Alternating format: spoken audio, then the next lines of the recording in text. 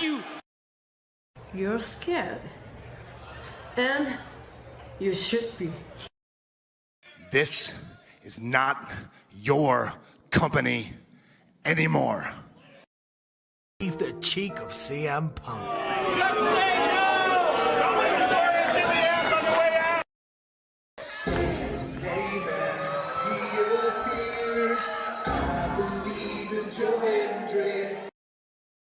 Out!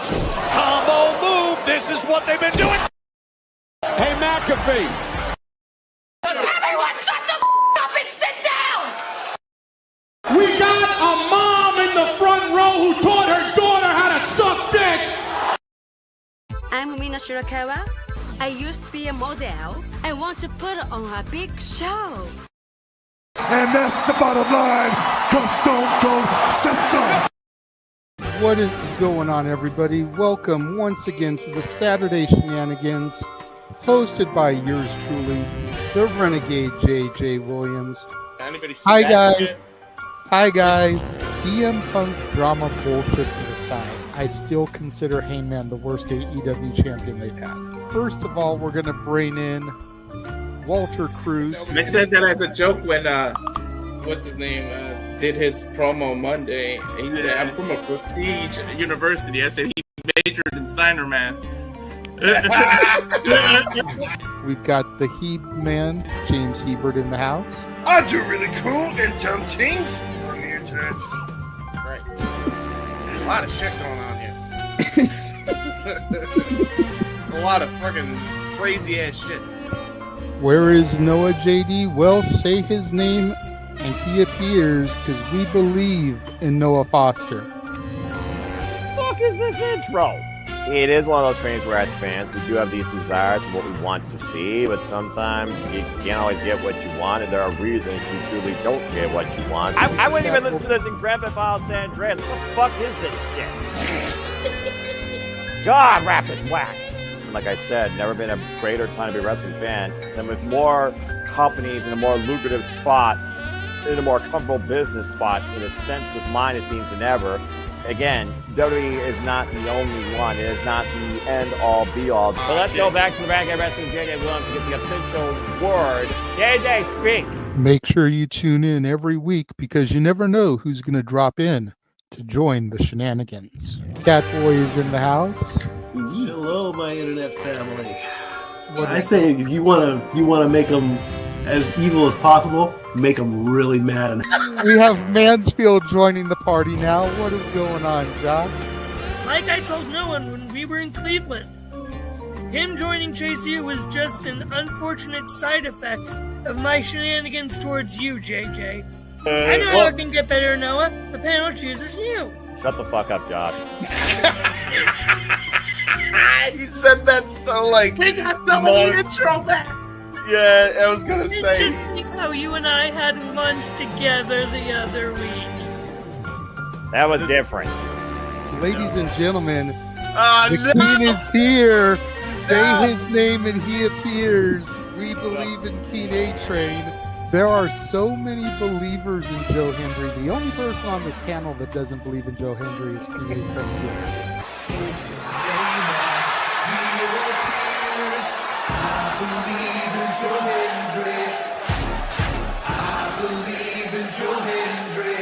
Tell the world why you do not believe in Joe Hendry. The reason I do not believe Joe Hendry is he is Fandango 2.0 in a entrance merchant. I rest my case, Your Honor. Hey! There's nothing wrong with being an entrance merchant. He has some of the best entrances of all time. Teleporting into the command center, all the way from Angel Grove High, Datilla. Oh, yeah. I went to the command center on Thursday. I went to Vasquez Rocks, which is where they filmed a lot of episodes. Somebody actually climbed to the very top of those rocks. I made it halfway. I was like, I'm not going up there. Definitely Toni Storm versus Mariah May. That's the one match I probably am looking forward to the most. I really like the story. I'm familiar with all about Eve, so if it plays out that way, I kind of know how this is gonna go. Say goodnight, Datilla. Good night. James, you did say his name. So he shall appear, ladies and gentlemen. first time on the Shenanigans. Jeff Meacham is in the motherfucking house. Ah! All right, we're coming in hard with the botch. All right, fucking hell.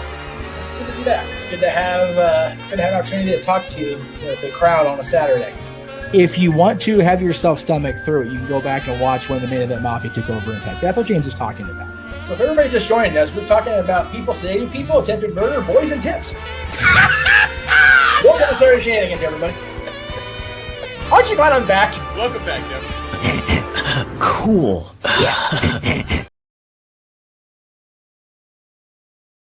What is going on, everybody? Welcome to the Saturday Shenanigans here across the Simply Reliable Studios channels. I am your host and moderator, the Renegade of Wrestling, JJ Williams. How is everybody doing tonight? Good to see everybody on a Saturday. I'm going to go ahead and bring in the rest of the panel here. We've got Walter Cruz in the house. We've got Jeff Mother effing Meacham in the house. Jeff is muted. I think I've adopted the last name Hefner at this point. Right. What the fuck are you wearing? What are you doing? It's cold Walter in here. Hefner over here. Gonna say it's cold for him in Connecticut. It's like it's 53 up here in Victorville. It's cold for us. This dude's probably in like 30s and 40s temperature. Yeah. That's valid. Well, I was going to stick around for a little bit longer and talk about one of the topics, but with him wearing his freaking Ducks jersey, I got to get the hell out of here soon. That's bullshit wearing that nonsense. Oh, terrible. You know what? It was the first thing I could grab this morning when I was doing laundry that had long sleeves. You know, without trying to throw on one of my actual hoodies because, you know, want to save those for during the week when I actually have to go to work.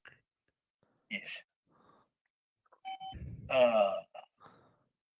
Matt's here. Alicia's here. Good to see everybody. Daniel coming in hard with a super chat right out the gate. $4.35 says WWE and Kevin Owens brought back the pile driver. I mean, if you watched AEW, it's never left. They just brought meaning back to the pile driver. It never left AEW, but I guess a band power driver is more powerful than a regular power driver because you could just pop out of a regular one. Yes. Seriously, like we won't even get started there. We won't even get started there. But yeah, I mean, I'm glad they brought the pile driver back. They used it strategically. They made it mean something. They're saying that Randy Orton is out for an indefinite amount of time due to the injury sustained, which just means that when he gets that Royal Rumble pop, it's going to be all that much more sweet because no one's going to be expecting it. Mm-hmm. I mean, we'll kind of be expecting it because we just kind of totally telegraphed that shit, but you know what I mean? Like, as soon as his music hits, it's going to make the crowd go, oh shit. And I do agree. It should have been the package pile driver. It would have been nice to have seen Steen go back to that. Yeah, it would have actually. I think they did. I think Punk and Cena did get in trouble for it, but that was also under the Vince regime. And we are way away from that now. Thank God. Trying to get an elevator by myself. We'll see how that works out.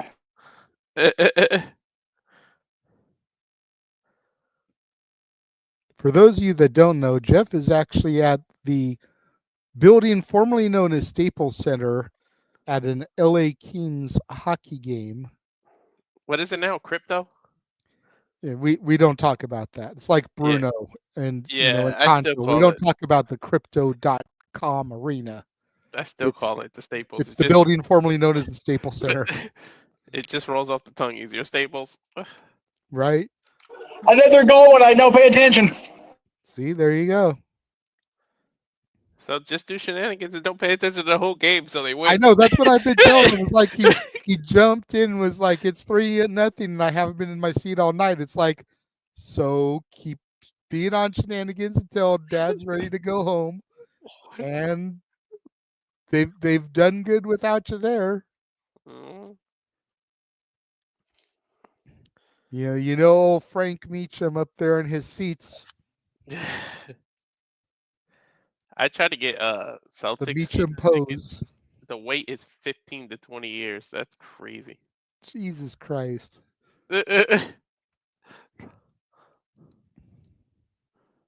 You get put on a waiting list when you try to get season tickets, but damn, Like 20 Club years? 33.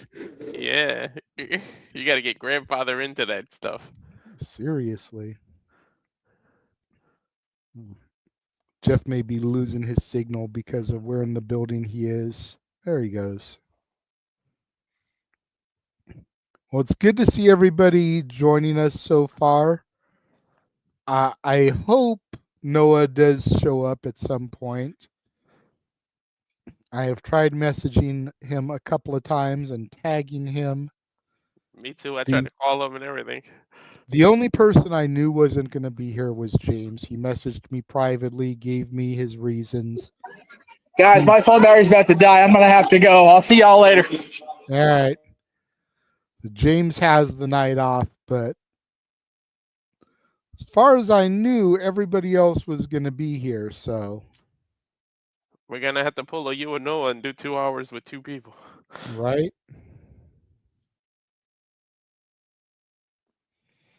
Emmanuel with a $2 super chat. Dirtier move, KO's pile driver or Stranson's stick hit? Stranson's stick hit? I'm not sure what that means. I don't know what that's referring to either.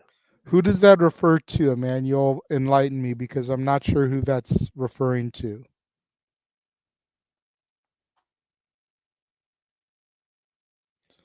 Oh, okay. Wolf the Dentist Stanson from D2 when he chopped Coach Bombay during the game of 3-bar. Stanson stick hit because he knew where Bombay was injured and he went right after that move.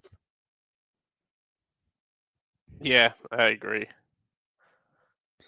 Everybody in the chat is RIPing Tony Todd, so yes, we'll go ahead and acknowledge Tony Todd, who played Candyman, passed away yesterday. Not exactly wrestling related, but go ahead and give him his acknowledgments there. Right after Halloween. Right?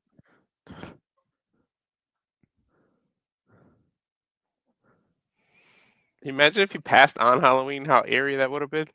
That would have been kind of creepy. Yeah.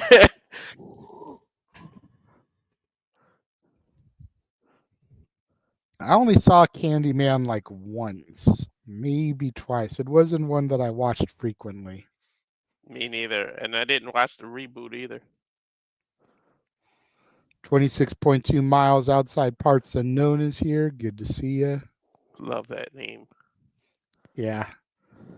Well, we'll go ahead and we'll get things started. And if Noah joins us and we can get his thoughts on some of these, but gonna go ahead, we're just gonna start riding through it. This past Wednesday was a Wednesday night war. We had NXT live from the 2300, the old ECW Arena, taking on AEW Dynamite. And while it would be very easy to sit here and nitpick and break down ratings and all that, not going to do that today. I just want to kind of go back to the NXT and get thoughts on that, because in my personal opinion,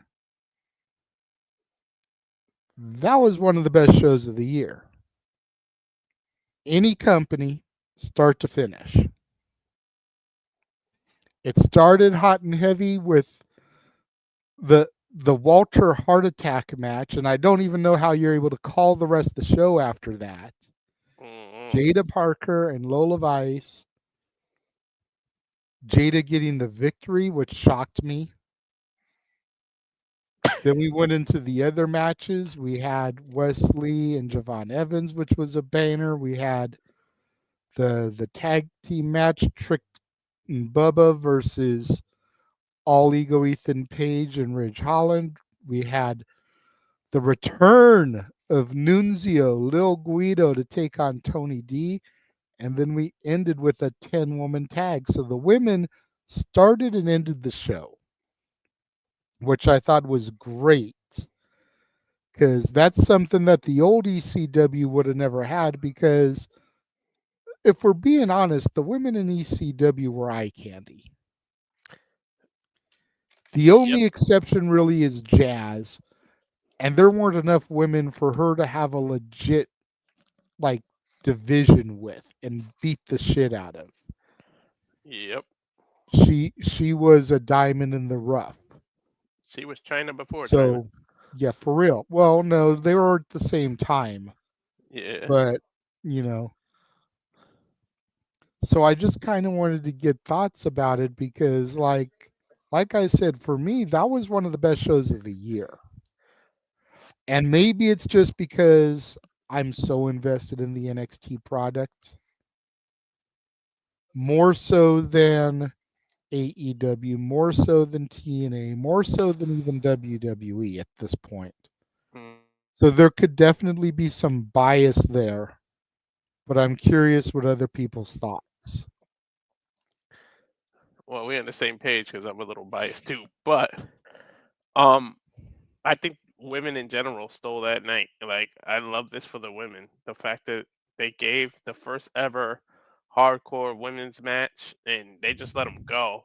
The only issue I have is I don't know how a hip attack is more effective than a brick to the face, because she kicked out the brick to the face, but a hip attack, nope. But I get it. We always bitch and complain about protecting a finisher. They did it. They protected her finisher, and I wouldn't mind getting hit by that hip attack anyway. I wouldn't kick out either. Like, Jade's got a lot of there, and then Jade does, I should say, has a lot of it. And then the bomb she did from the ladder. I don't care how much cushion she got. That didn't protect her too well when she hit Lola and jumped on the ladder with that sit down bomb, like her version of the bonsai drop. I love that they went there, and then you end with the strong 5-on-5 10-woman match. So, like, 2024 has become all women's wrestling all over the place. We always talk about TNA, but NXT is up there, and I know Noah loves his TNA women's wrestling, and I do say that they have a better division in general, but it's up there with NXT, and I don't know what it is. Even my wife says it. It's like a requirement to be beautiful in NXT. It's like, damn, it's like they're all eye candy. Plus, they can wrestle. They got talent. They got mic skills. Nobody's really that bad in there. Like, even Wendy Chu was like, I'm like looking at it. Wendy Chu is pretty badass too.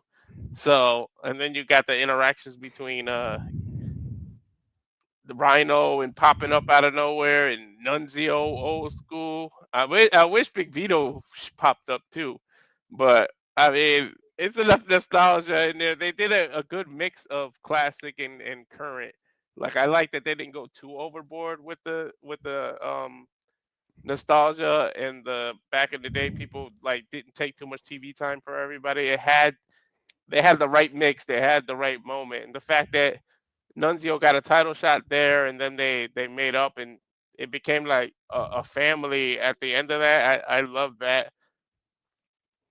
I like the whole night. I didn't get to see Dynamite until after. Dynamite did a good job. By no means it didn't suck, but it's just NXT is NXT. It was awesome, Yeah. and you can't say enough. It's not like I'm down in anything. The only thing about Dynamite is that, and everybody's talking about that Malachi Black thing.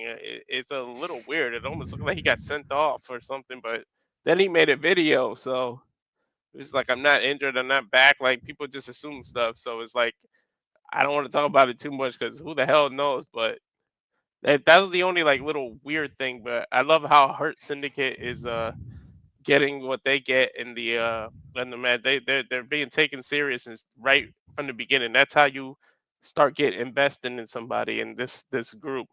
But NXT is just, they blew everything out of the water. You might be right. I have to take a day to like look at every show for the year, but because it could be recency bias, but it was the best at least NXT show in the whole year, at least the last 3 months, because I can remember the last 3 months vividly, like the back of my hand. So that I could say. The year, I don't know. I got to go back and actually remember everything, but it was awesome.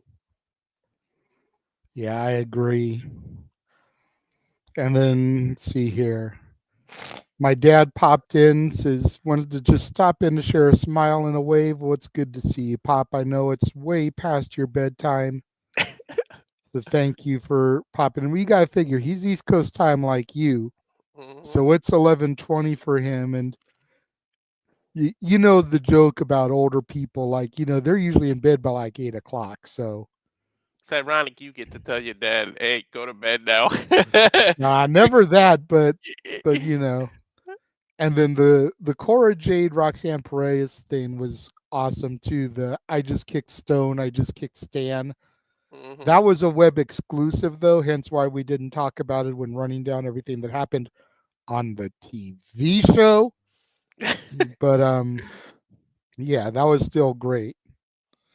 And then yeah, I mean, I called it. I said it, that they were gonna need Nunzio to do something with Tony D, and they finally did it.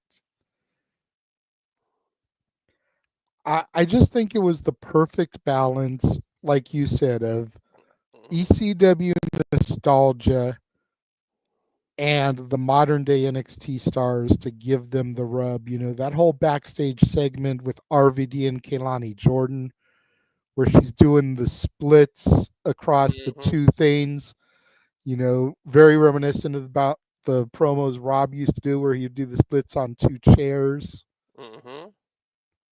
And the fact that she does the split-legged moonsault as a finisher now. So that was a nice little touch. And then him getting involved in Wesley Javon Evans. Of course, Don Marie refereeing the hardcore match. Bubba teaming with Trick. Nunzio fighting Tony. You had Francine ringside for the big main event. I would say, if I had to nitpick any beef, it was that they advertised Francine and all we did was see her at ringside prior to the main event. Like, they didn't let her do anything. Yeah, you didn't need That's an announcer the if you were gonna do only that. beef that I have. Like, Yep. Rhino did more unannounced than Francine did announced. Exactly. They should have Pop just says told Francine on Nunzio the looks side. like a skeleton, very thin. Okay, since we want to bust Nunzio's balls, why did Tony Mamaluke look like a cross between a used car salesman and a game show host? He did. Nunzio looked good to me. Only thing Yeah, I like guess he has a bad knee. I wish I looked as good as Nunzio at my age. Jesus Christ. The only thing I would say, he probably has a bum knee because that was a thick ass knee pad he had on.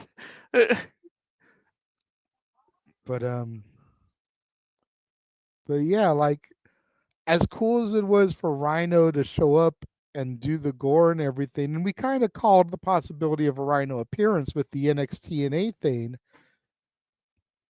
he wasn't hyped and did more than Francine did, and they hyped her for a whole week. Same thing with Nunzio. Nunzio wasn't announced, and he had a freaking match. Right. Francine, we knew for a week was going to be there, and all she did was smile and wave from the crowd. Like, her and Dawn have history. Like, there could have been something there. But I mean, that's the only beef that I had with the show. And if anything, that takes it from a 10 to a 9.9999999. Right. Serious. It's not a huge beef. Exactly. But even the intro, they had like the old ECW intro with like current wrestling on the screen. It was pretty cool with the VCR filter. It was cool how they did the intro too. Cutting in some of the ECW names that were announced that were going to be there, along with some extreme moments from recent NXT television. It was a nice touch overall, and I don't know how much Heyman was involved. I don't know how much any of the OG names were involved in the presentation. But whoever did that, kudos. Kudos. I didn't even think about Heyman's involvement. That's a good point. He had to have some say in it. You would think, I mean, even if it was just from a consulting basis, you know, hey, Paul, do you mind if we use the old This Is Extreme theme for this week's episode of NXT? It's not like they have to ask him because they own the ECW library, so they own the song. But considering Paul was ECW, I'm sure they at least did a little courtesy, be like, hey, Paul, do you think you can call Francine? Because Francine was never really a WWE name.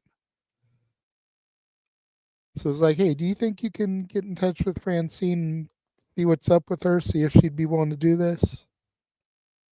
I'm sure he had to at least be a consultant. Yeah, and I'm pretty sure if he didn't have to sell the whole table thing, he would have popped up too. But he's involved in that bloodline story, and they don't want to reveal that he's okay technically. Yeah, I mean, there was spoiler video of him like arriving for SmackDown, but they still didn't use him. So it's like clearly it wasn't the right opportunity yet, the right moment. And you don't want to do the big reveal prior to him coming back with the bloodline angle. Yeah, it would have screwed that up.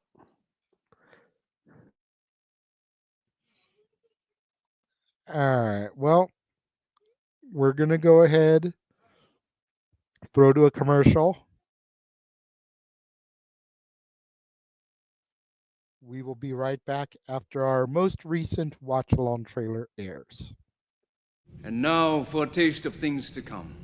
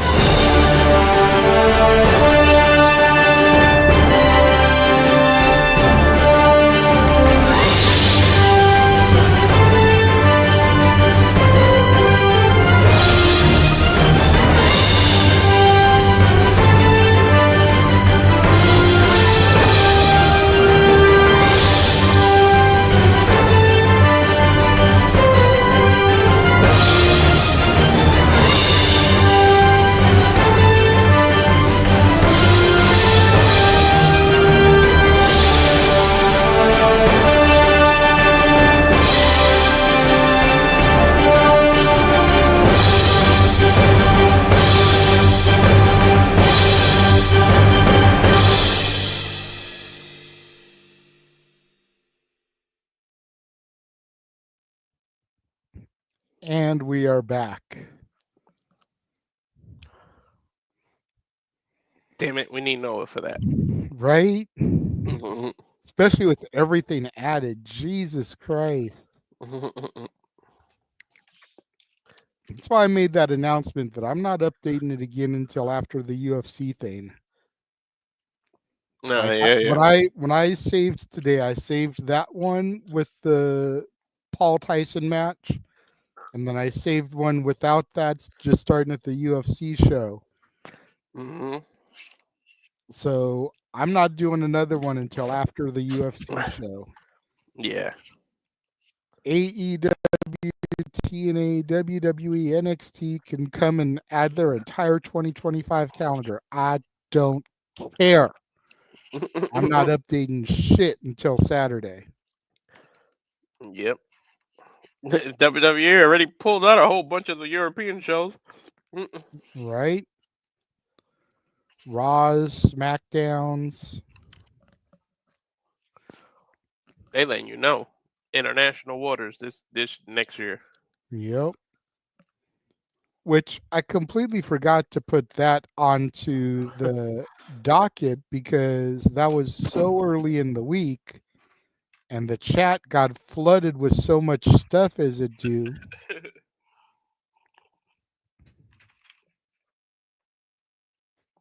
Yeah. You know, what do we think about that? Because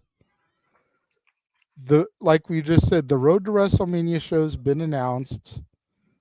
There's going to be SmackDowns from Barcelona, Spain, Italy, London, England.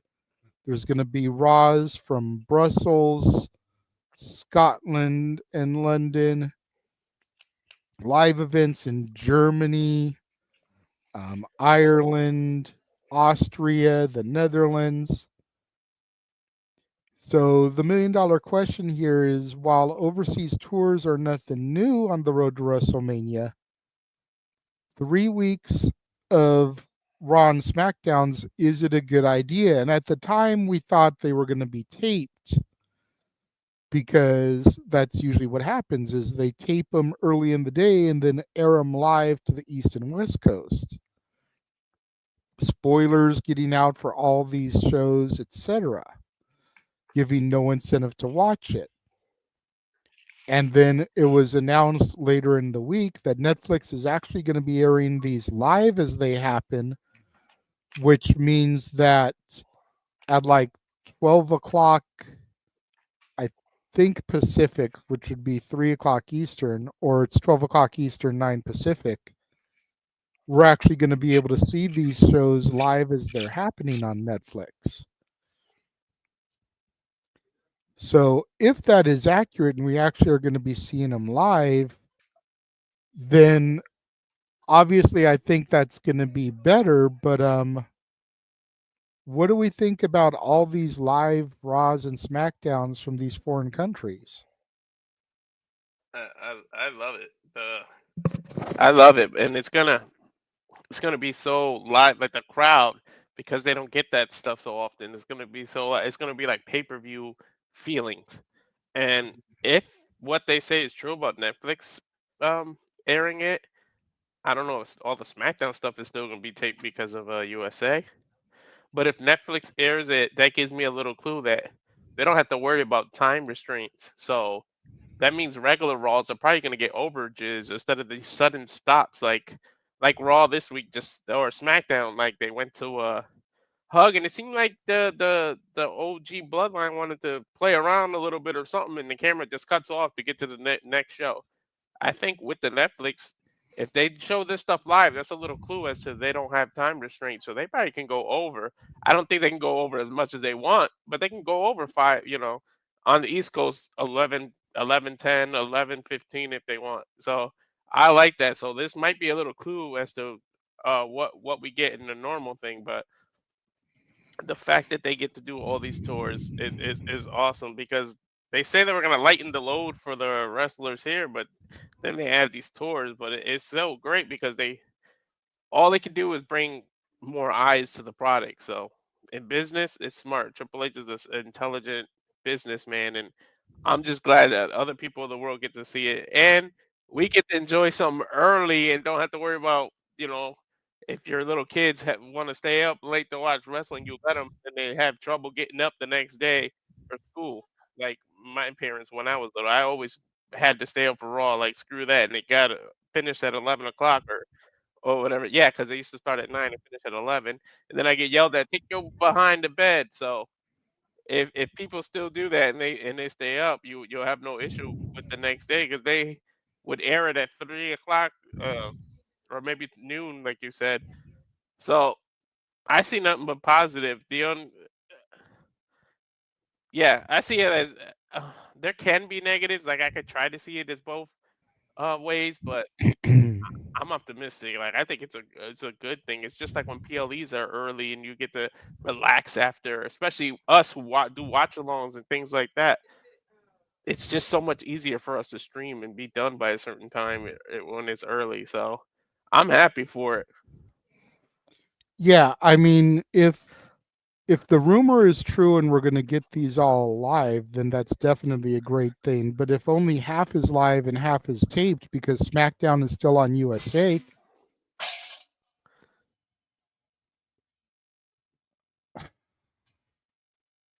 Sorry, there was a big bang in the other room. And it all started with a big bang. Totally lost my train of thought. If half are live and half... Yeah. If the Raws are live and the SmackDowns are taped, I think that could be a mistake. Especially since I know Netflix wants Cody Rhodes and Roman Reigns, but they probably won't get him till after WrestleMania. So your big angle heading to WrestleMania is going to be on the taped show. Where's my incentive to watch it if I already know what happened?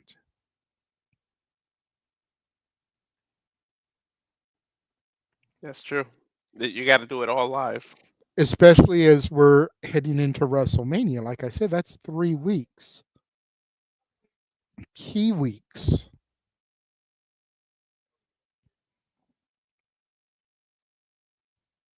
That's, if they move everything to Netflix for those weeks in order to keep everything live and at the same time,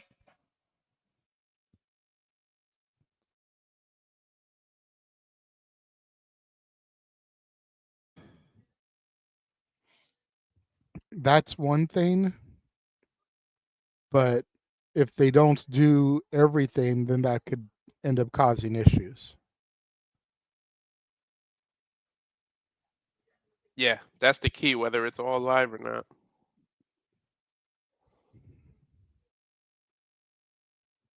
So you got a super chat here from 26.2 miles outside parts unknown, $2. Thank you very much. Anybody going to the New Japan show in Long Beach? I want to, but I don't see it as a feasible thing right now. With the holidays around the corner, with lack of transportation, I just don't see it as a logistical expense right now. But I would love to go if I had the means. Because New Japan's one of the few promotions I've never seen live. Me neither. Wish I could go too. I can't even afford to go to a regular SmackDown. That'll be a Hartford December 13th. Them tickets are crazy. Yeah, we know internationally Netflix is getting SmackDown, but we don't live internationally. We live in the United States. That don't mean nothing to us, Safed. I'm sorry. Yeah. I'm sorry, but that doesn't matter for us. They still got the network. That won't matter to us. It don't Yeah, affect serious. us. They still get the WWE network. We don't.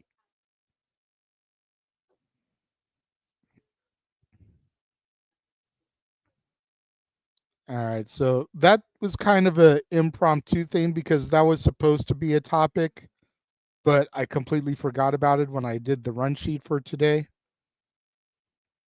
The second topic that I had stated was AEW wrestlers Kenny Omega and Powerhouse Hobbs returned this week. But Kenny Omega returned at a New Japan show. He didn't return on AEW television. And I originally was going to bring this topic up when only Omega had returned. And then I watched Dynamite and I saw Powerhouse Hobbs return. And I'm thinking to myself, okay, did they not bring Omega back on Dynamite because they didn't want to upstage the return of Powerhouse Hobbs? Because we all know if Omega had shown up the same night Hobbs returned, nobody would be talking about Hobbs at all. It would all be about Omega. That being said, I don't know if Powerhouse Hobbs was a worthy person to bring in for the main event tag team slots. I like Hobbs and all, but he's not main event caliber. I was expecting that to be Ricochet and Will Ospreay. teaming up. Will Ospreay is a main event caliber talent. Powerhouse Hobbs is not yet. Can he be? Absolutely. Can he be under Tony Khan booking? Probably not the way they've shown to book Hobbs and Wardlow. So my question is, were both men brought back in the best way possible? Because I tend to believe that they weren't. Omega being brought back on foreign soil, I think, was a blunder. Because not everybody is going to watch New Japan. And now people are only talking about it because of news, not because they actually saw it. Noah Foster probably saw it, but he's not here to discuss it. I'm just being real. Me and you don't watch New Japan. You know he did. So I think bringing Omega back on foreign soil was a blunder, even if it was to hype up Wrestle Dynasty, AEW's first Japan show. I think like you should have brought Omega back in the States first and then had him show up in Japan to do that. And then Hobbs, while I was excited to see Hobbs back, I felt like it was kind of a lackluster name in that spot. Your thoughts, Walter? Okay. I'm not trying to disrespect Hobbs at all. I like the guy. So it's not him that to blame for what I said. It's Tony Khan for the way he booked. Hobbs is a Collision return to me. Like, he's only worthy to come back like on Collision or something or a Rampage. He's not even, and I'm sorry, I'm really trying not to be disrespectful, but he's not worthy to come back on a Dynamite, especially a big one when you're going head to head on NXT. This is just bad timing. I know you didn't want to go into the ratings, but how many people saw him come back versus how many people watched the ECW Nostalgia NXT show? You know what I mean? That's fair. I mean, there was about 100,000 difference between NXT and ECW and AEW. Yeah, you should have waited a week when everybody tunes in. Not everybody, but people that want to see that are loyal to AEW, they're gonna watch Dynamite regardless. So when it's on its own and not going against competition, that's when you want to bring somebody back. You shouldn't have did it here, and you reduce Kenny Omega basically to a YouTube return because not too many people can get where New Japan in the States. Not too many people can get where it shows. So, and if not, it's like the old ECW. You might catch it at 2 or 3 in the morning, which is why no one ever gets any sleep. So, which is why he's probably late to this because he probably was sleeping. Yeah, he just messaged me, give him like 10 minutes. So yeah, you basically reduced him to a YouTube return. So, and I like Hobbs, and you can reverse what you did to Hobbs, but at this point, you might as well put him in the Hurt Syndicate. Like and I'm sure under Bobby Lashley, I'm sure MVP would not let that man slip through his fingers. He would back him up, and he would prove what Hobbs should have been years ago. But the problem is, you already tried to put him in like 2-3 groups already. So like, do we have to suffer this crap again? Like, I know I'm the one that just said that up, and I'm not saying by any way, shape, or mean that's a rumor or anything that they're gonna put him in the Hurt Syndicate. I just said if you're gonna put him in a group, that's where he fits to me. But we'll see what they do solo. But yeah, he's a Rampage or a Collision return, and I'm not trying to be disrespectful. I like the guy. It's Tony's fault.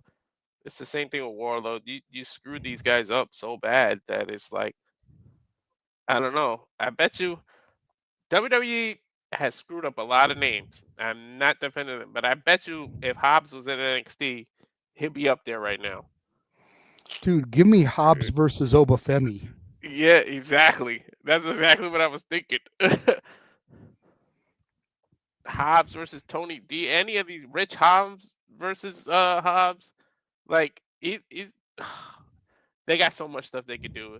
You could treat Hobbs like the modern day Lex Luger if you really, really wanted to. The way they made him like the All American and hero and all that. You could treat Hobbs like that, or you could treat him like the asshole heel because he plays that well too. But he needs people behind him that believe in him. I just feel like Tony doesn't believe in him, and I'm not trying to be negative Nancy here. It's just I don't know.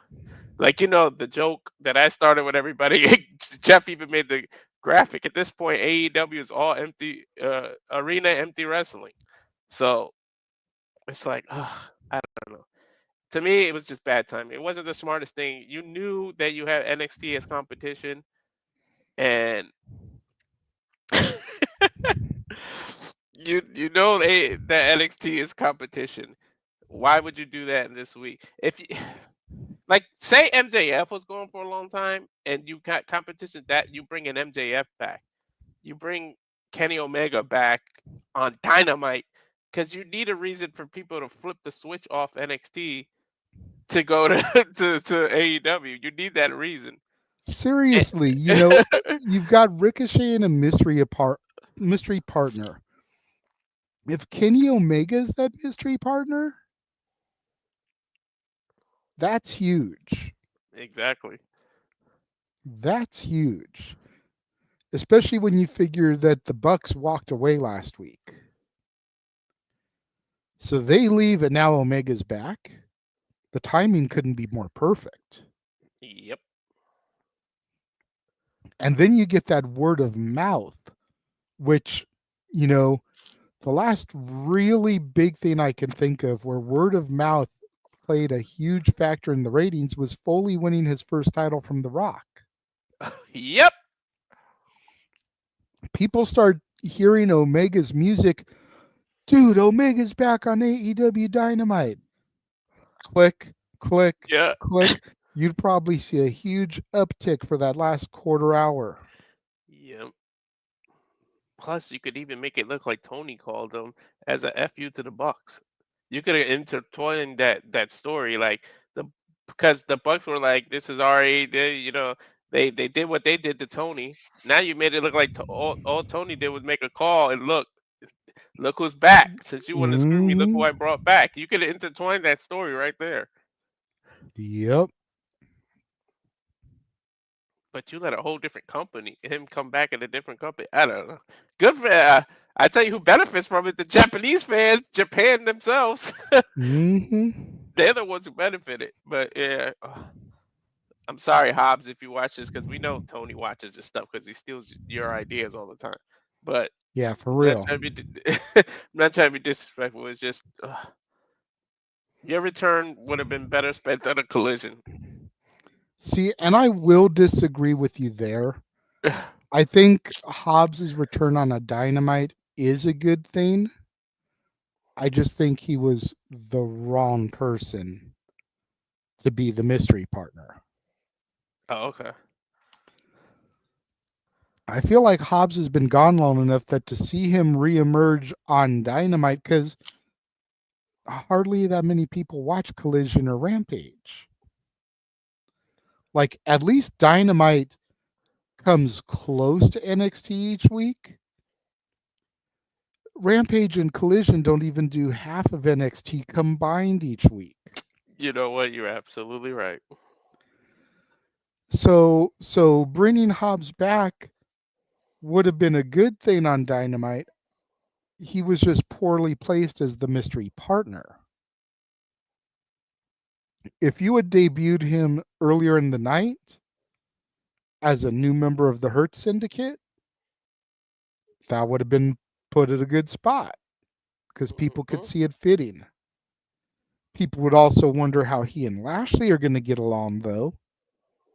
Two big, dominant, massive black men. Could be a conflict of egos right there. Or maybe Bobby Lashley kind of looking in the mirror at his younger self.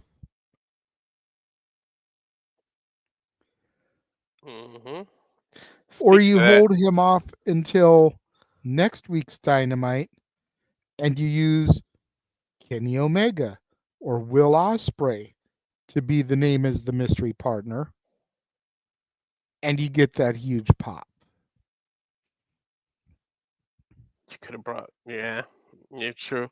It's just wrong week. But speaking of the Hurt Syndicate, I just got a $2 PayPal by Emmanuel. Yes, I was gonna mention that when we had a break that he sent you a PayPal thing. Yeah, and it's about the Hurt Syndicate, so it fits here. Perfect. What is the difference between the Hurt Syndicate and AEW's version versus WWE Hurt Business right now? I see no difference between them. I think it's going to hurt them more than it helps. Well, the big difference right now is that there's one less person. Hurt Business had Cedric Alexander. He's not as part of the syndicate. So there's no focus on tag team right now, which I think is good. Lashley can make moves for the world title. Shelton can go for any of the other 25 singles titles. The international title, the continental title, the TNT title, the insert name here title. Yeah, the Texas Chainsaw Massacre title that Jeff Jarrett holds. Like there's stuff for Shelton to do on the mid card, which is where Shelton has always thrived anyways. Without putting him in the tag division, because you put Bobby and Shelton in the tag division, or you put Shelton and insert name here in the tag division is already cluttered with people that don't get used, don't get pushed. You know, you've got to, these are people that you can keep as single stars. Yeah, please don't give him the trios title either, please. I don't want that. That I wouldn't mind as much, because that means we get to see MVP wrestle. And I always liked MVP. I don't know how much he can actually go, but if we're being real, when you've got Bobby Lashley, the Almighty, and the Standard of Excellence as your tag mates, you ain't really got to do a whole lot. You know, let him get the hot tag, let him get in there, do the OG ball-in, and then let him tag out. I love that. That bowling elbow drop. I used to love that. The playmaker finisher. Yeah. Something like. Well, to take a jab at AEW, one big reason is they're wrestling in front of an actual, an actual crowd when they were in WWE. Now it's just half that. You're right. And they're actually on TV though, which is a good thing, because WWE did screw them up. Like at some point, they didn't even have that much TV time. Yeah, seriously. And the fact that they're healthy, I'm just glad that Lashley was healthy, because I think that's what kind of squandered it. I think he was hurt, and then it's like when he probably recovered, they like had nothing for him, and it kind of just fizzled out. Definitely. And then Safet brought up something else in the chat, and it wasn't super chatted, but I'll go ahead and I'll bring it up because it was something I was thinking about as a potential topic. He mentions how AEW is using the November to Remember to promote their month's worth of shows. If you hadn't seen it, here's a graphic using it and everything. WWE owns all the ECW copyrights. Can't WWE sue AEW for using November to Remember? I think they can, and I think Tony Khan may want to rethink this strategy. Because the last thing I think Tony Khan wants or needs right now is a WWE lawsuit. Yep. They should have said like maybe a November to Remember, and then it just looked like they were trying to make a rhyme, not taking stab at EC. I don't know. I tell you what, the one Wednesday I gotta work, AEW's here. I would have went. I was looking for tickets, and then I'm like, they changed my schedule because somebody went on vacation. And I like. We make fun of arena empty wrestling and all that, but it's to our benefit to see it live because I had literally like 5 rows back from the ring was $80. I was gonna jump on that. You know what I mean? Nice. Yeah. So I mean, I kind of don't want the arena to start filling up and they make it because then the tickets are gonna skyrocket. There you go. Well, almost an hour into the show, and he is finally here. He's in darkness. I guess he truly is the Dark Knight. What is up, Noah, good sir? I'm tired, but I'm here. I'm all right. Good to see y'all. Hello. Hello. He's got that Mountain Dew energy. He needs something to perk himself up. Just been a long week, long day, and I was at my piece, and then the alarm went off because I knew I had stuff to do with church, and then I saw your thing. I was like, oh yeah, that's right, this too. But I figured that the crew could handle this light schedule, but apparently not, because I only see you two. So what's been going on? What have I missed? Bring me up to speed. Good to see everybody in the chat as always. Everyone's had a great end to their week. Gosh. Well, you know, me and Walter were basically doing a you and I when Walter and James are doing UFC, and we're still doing it. There you go. James messaged me that he had some personal stuff come up today, so he wasn't going to be here. Jeff was around for a little bit. He's at the Kings game, but his phone died. Dang. So that just left it as the two of us running. We've basically done everything but the main event topic. So we'll go ahead. We'll run it back. We'll let you give your thoughts on things very quickly. All right. What we're discussing right now is we were discussing Kenny Omega and Powerhouse Hobbs' returns, and were they presented in the best possible way this week? With Kenny Omega making his return on foreign land, not in the company that he, you know, is an EVP for, where, you know, they're going head to head with NXT that evening with the mystery partner main event. And granted, we know he's probably still not cleared to wrestle, but just getting that pop at the main event would have been huge. And then Powerhouse Hobbs, while both me and Walter like the guy, being slotted in that main event slot, don't really feel that Powerhouse Hobbs is ready for that just yet, when Ricochet's mystery partner could have been Omega if he is able to go at this point, or Will Ospreay or something like that, who definitely would have fit in going against the Callis family. Powerhouse Hobbs just kind of seemed like not quite yet there. Your thoughts? Were they presented properly for their returns? In a way, as somebody that looks at all things wrestling, know Kenny Omega's history, and also know Powerhouse Hobbs' history. And if you don't want to be forgotten, you want to be remembered, how better to go against the family that forgot about you? I think so. At the end of the day, it makes sense in the story context, because Kyle Fletcher's right now story falls in line with ending Will Ospreay. Will Ospreay, though, reminding Kyle Fletcher exactly who he is, bruv, in the most emphatic way possible, especially the post-match where it all adds up, and you might have proverbial war zone, blood and guts on your hand building for the longer term. But right now, everyone's trying to take down the Don Callis family. There's many twists and ties there. So I think Powerhouse Hobbs makes a lot of sense. AEW original, redefining his character. He looked very prominent, meet-on-meet action with him, and he could face Brian Cage or Lance Archer, and that tension with Konosuke Takeshita I thought was really cool during that. So yeah, I think from a contest it makes sense. And here Ricochet, nice dynamic of big man, small man.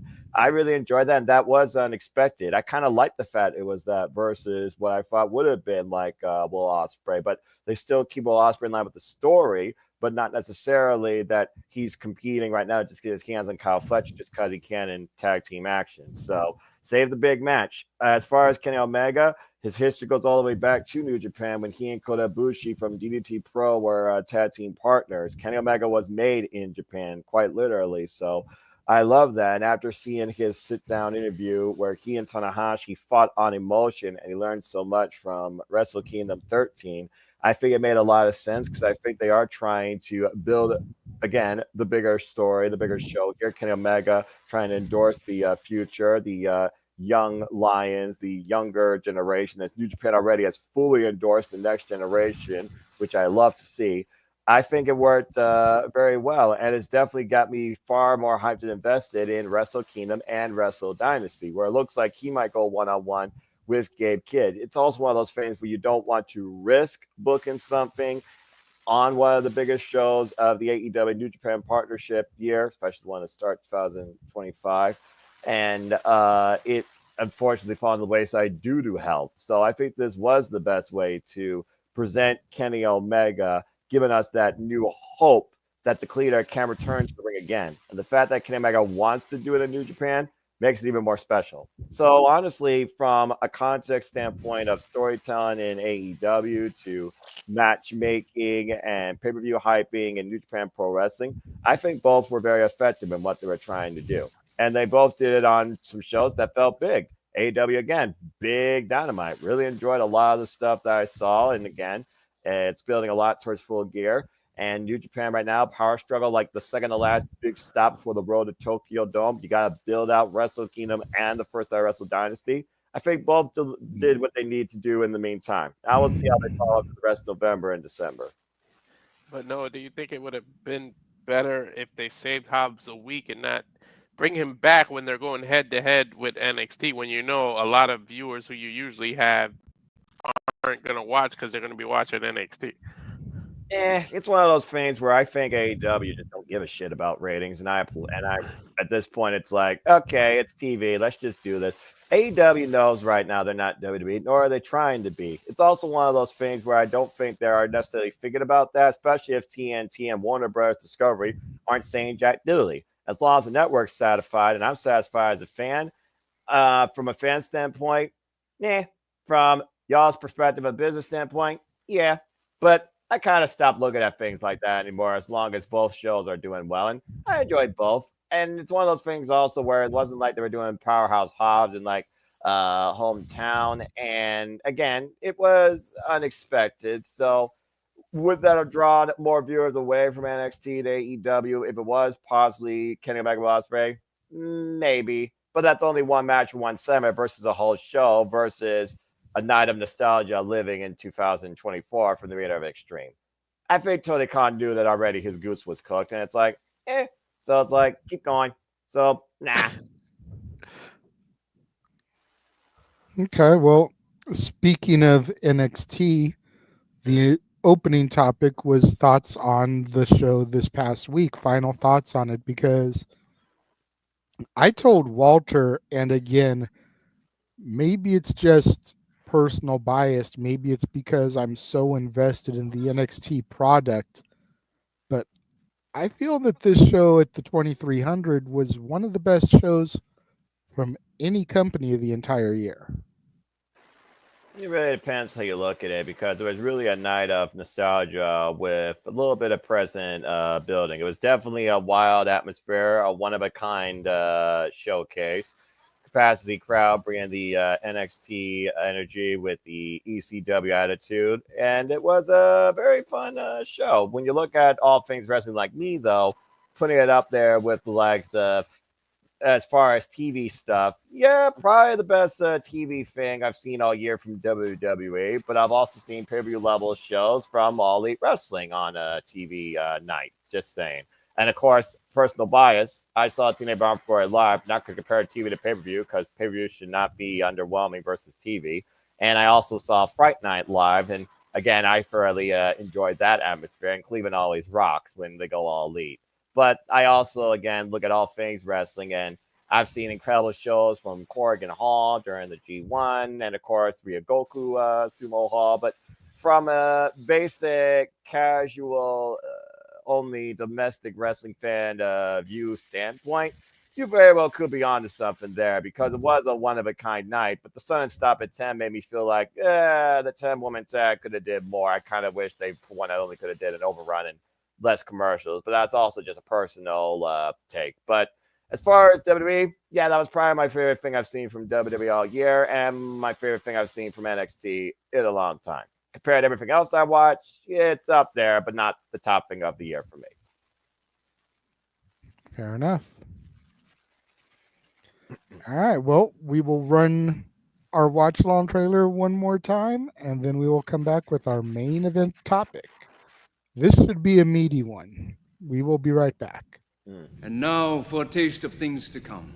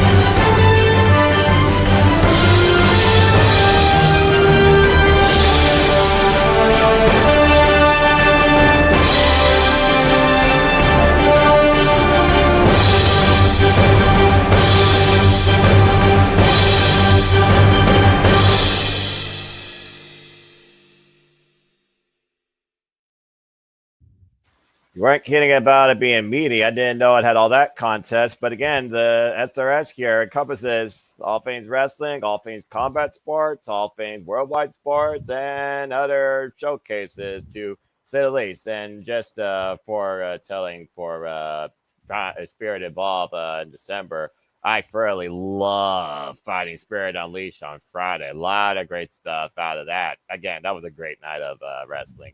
Again, folks, all the wrestling here. Truly all the wrestling. Right, little JR? Always got the little JR by my side.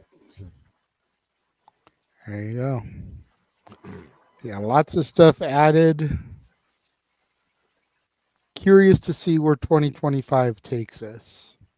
Oh, like 2024 has been a good year for us.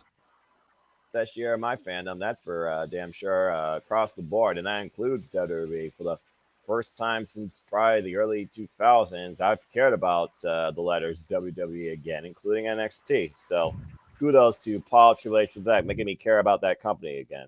You still have your flaws, but you're far better than what you were under the other regime. So our main event topic, and I'm hoping we will have, I don't know if we're going to have too many differing opinions, because I think we all kind of feel more or less the same way, but maybe I'll be surprised here. On SmackDown, it was revealed that we're going to be getting a Women's United States Championship.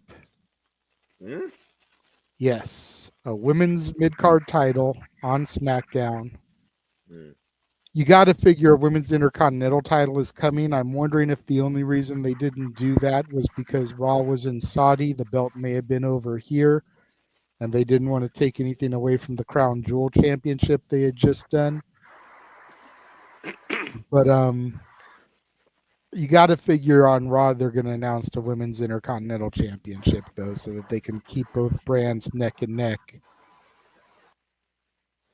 Who do we want to see be the women to take these titles first and foremost? And I think we're all going to agree as far as SmackDown goes that it has to come down to two people. It's either got to be Mia Yim or it's got to be Chelsea Green. Two people. To me, it can only. I mean, for the inaugural, it's got to be one of those two. Yeah. What do you think, Noah? I mean, the way you kind of scoffed and said two people, like, do you see another person that's seriously in the running as far as SmackDown goes that should be that inaugural champion? Nope. It should be Chelsea Green, but I do like the fact that you do use the only other woman they pretty much have kept out of catering, because Chelsea Green and Meacham have been feuding, of course, most recently, especially after that dumpster match. And I figured also would be great redemption for the most valuable player in the women's roster at WWE. There, I said it. Definitely Chelsea Green. No doubt in my mind. She absolutely deserves to make this title her moment and her own showcase. Now, I just hope WWE actually shows originality and makes this title not look like Control-C, Control-V on white leather. But this is WWE marketing strategy. I'm not going to hold my damn breath. That being said, personal criticism aside for originality in championship, showcasing, and design. If it's not Chelsea Green, then you might have me step away again from even acknowledging main roster WWE's women's division. See, the reason why I think Mia Yim would be a good candidate is because of everything she had to go through with Retribution. This would kind of like be a, hey, sorry, you're the first champion. It will be her retribution. Yeah, exactly. It's kind of like how Naya's comeback story, winning the Queen of the Ring and then the championship. Under the Triple H administration, I could see Mia Yim being a heavy candidate. It's fair. I'll give you that. We all try to forget about the freaking past again for reasons. So, yeah, it's got to be Meacham versus Chelsea Green in the finals. They haven't done jack diddly shit with the Holy Union. Blair Davenport, BFAT for some reason still exists. I don't know why she still exists. I don't know. If we're being real, and I hate to say it this way, but I'm just keeping it 1,000. B-Fab is just filling the role that Bianca Belair would fill if she turned heel. That's a low bar, but yeah, that's probably accurate considering who she's connected to. Exactly, which is why I say it like you people were clamoring for a Bianca heel turn, put her with the Street Profits when they were heel with Bobby. Of course, we saw how long that lasted because the Street Profits as heel just didn't work. But that B-Fab is just in the role that Bianca would be in, and Bianca's too high profile to be a manager. And what other women are on SmackDown? Bailey, Naomi. That's another one to me. Nia, Tiffany. Yeah, I got nothing else. Yeah, it's gotta be Meacham and Chelsea Green in the finals. I mean, it just makes sense because, like you said, I mean, honestly, neither of those women have had a singles championship, I think, ever in WWE. Last time I saw Meacham as a singles champion and Laura Vaness, hello Chelsea Green, as singles champion, it was TNA. It was Impact Wrestling when they were both former TNA Knockouts world champions. Still the most prestigious title in all women's wrestling, don't at me, next to the glamour. So yeah, I definitely don't see anybody else worthy on the blue brand. If this is going to be Control-C, Control-V brand exclusive mid-card divisions, it's got to be Meacham and Chelsea Green. Now, for some reason, and honestly, this is where previous spots of what we talk about for a single set of titles for certain divisions come in, from previous Saturday Shenanigans come in. If this title is crossed branding, I could see it coming down to Chelsea Green and Ivy Nile, because Ivy Nile is American made, and I think Ivy Nile would also be a unique sleeper, because I think there's one thing I could say about Paul Triple Levesque. He gives others that the old regime wouldn't give jack shit about a chance.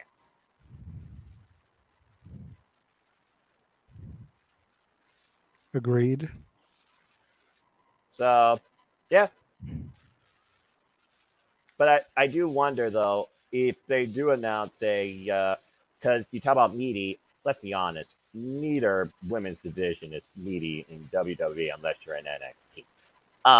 Well, no, I meant meaty as far as, our opinions as far as who could but- be on the championship. That's fair, but again, we all agreed. I mean, again, they Well, haven't... let's get into Raw. If it is a brand exclusive, which, brand split LOL, as you always like to say, and we get a women's intercontinental title, who do we see as the first women's intercontinental champion?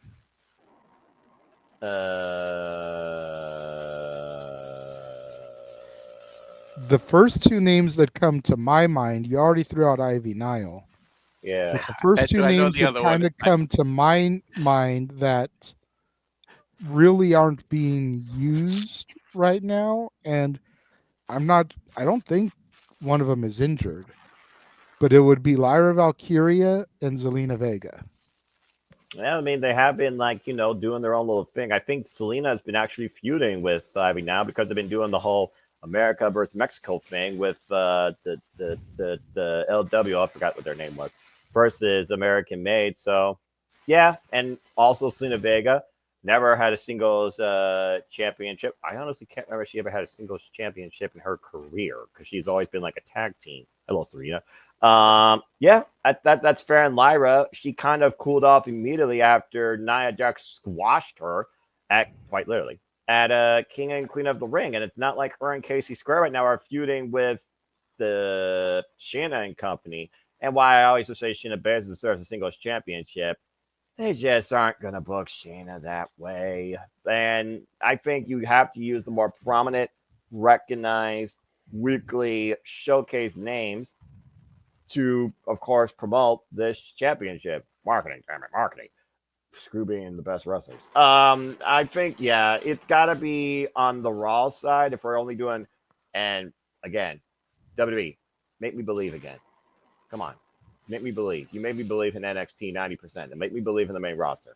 Yeah, I think Selena and Ivy Nile is a fair shout. Keo versus face, recognized names used. But I would be curious to see how Lyra could be inserted in this because I have to imagine they're going to do some type of tournament or number one contender matches or something for this. I don't know what, but yeah. Yeah, they haven't given the 411 as to how they're going to decide the champions yet, but I'm kind of waiting for more specifics on that because it was a Nick Aldis backstage kind of like taped promo that did this whole reveal. Taped promo? Oh, come on. This should have It been felt like a taped promo because the whole Randy Orton angle that happened earlier in the day in the show. So it felt like it was taped. It could have been, a live feed, but it just, I don't know, Walter, you watched it. Didn't it give off like a taped vignette vibe? Yes, it did. Lazy. All right. I agree with you that it needs to be Chelsea Green. Like, it doesn't fit anyone else. But, I'm going to throw a couple of scenarios out there. And please, I hope to God they don't do this. But if you really want that title to mean something, you save a surprise spot. Maybe Charlotte Flair comes back and she's there. Boo to I say it too. I say it too. I knew he was going to say that. I knew he was going to say that. I don't like her. I hate that. I'm not going to say hate. That's strong. I just like her. But look, she's Grand Slam. I mean, she's Grand Slam. I mean, If you're gonna make it seem like big time, you give it to one of your big time superstars like that. Well, if you're gonna go big time, why not give it to big time Bex? That's true. Or wait, there's another one that could come back and out of nowhere automatically get a title as a welcome back. Alexa Bliss. She's been MIA. I don't think it'll make sense, but I'm just saying, if you start putting the big time people in this, you automatically make the title seem relevant. But I don't see anyone getting it but Chelsea Green, and like you would mess up so bad if you don't give it to Chelsea Green. Like I said, they don't give it to Chelsea. I don't give jack shit about the women's divisions in main roster WWE. On If the you're Raw not- side, what if they give it to Raquel to kind of just heal up the Judgment Day even more? You got Liv with one title and Raquel with the other. I was thinking that way. If they made an IC title, I was gonna say Raquel would have been, because they would have did that. Or if you're talking about people that they're not utilized and this is like a hey, we're sorry for the way we treated you, like Mia, Maxine Dupree. I completely forgot about her. I don't think so. I don't think so either. No, But if I'm you talking want to about, like, do the in whole terms of "we're a sorry retribution about the thing. way that we treated you," Natalia. Hello. Yeah. When Natalia. was, Yeah. when was the last time Natalia actually did something on screen? That's my point. Thank you. I tell you what. If Roxanne Perez wasn't the NXT Women's Champion and you wanted to call her up to the main roster, that would have been the best way to do it. Make her find Who's her to way say into that that they tournament. can't do this? That's true. Who says Maybe that we can't use a couple of NXT women to help fill out this tournament? Especially if it's going to be cross-branded, which if it's going to be cross-branded, that's where I have an issue with it because NXT's already got the Women's North American title. Yeah. But NXT is already defined well enough. Like I said, it's the only women's division I care about under the banner of WWE. Don't fuck it up. I don't say they win, but hell, you want to make this title feel important that everybody wants it, throw a couple of TNA talents in the tournament just to say, yo, I want that title. I want to recognize. You don't let them win, but now you make the title seem important that, damn, people from TNA even want this title. They are I'm never just saying going marketing. to. They are never going to intercept TNA into the main roster because you can't have someone from TNA go over somebody on the main roster. Remember what we're dealing with here. they already did have TNA in the main roster at the Royal Rumble. That's different because Royal Rumble is supposed to include everybody and surprise you, and that's a one-night thing. Yeah, And they still didn't give it to a TNA wrestler. My point isn't that they win or do anything, but now you make the title seem important that, damn, another brand, another wrestling company wants to be involved in this. Now that brings instant credibility to that title. Like, it's to the point where TNA wrestlers want to be involved in this. I'm talking about from a marketing standpoint, not let them win it. I completely agree with Walter, and I'm not saying to let them win it either, but I would let, if let's say that Jordan Grace or Masha Slamovich decide that they wanted to come over and enter this tournament, I'd let them get past the first round. Nah. I'd That'd be maybe a even whole let them get experience. past the second round, get to like the semifinals. Because that does nothing but get them over, which is what the whole NXT-TNA partnership is about anyways, is getting the TNA talent exposed to more fans than can watch on Access and more fans than attend a live TNA show. No disrespect intended by that statement, but it's about getting those talents over to a wider market. You've already got someone like Jordan Grace who's over like Rover, especially with the NXT crowd.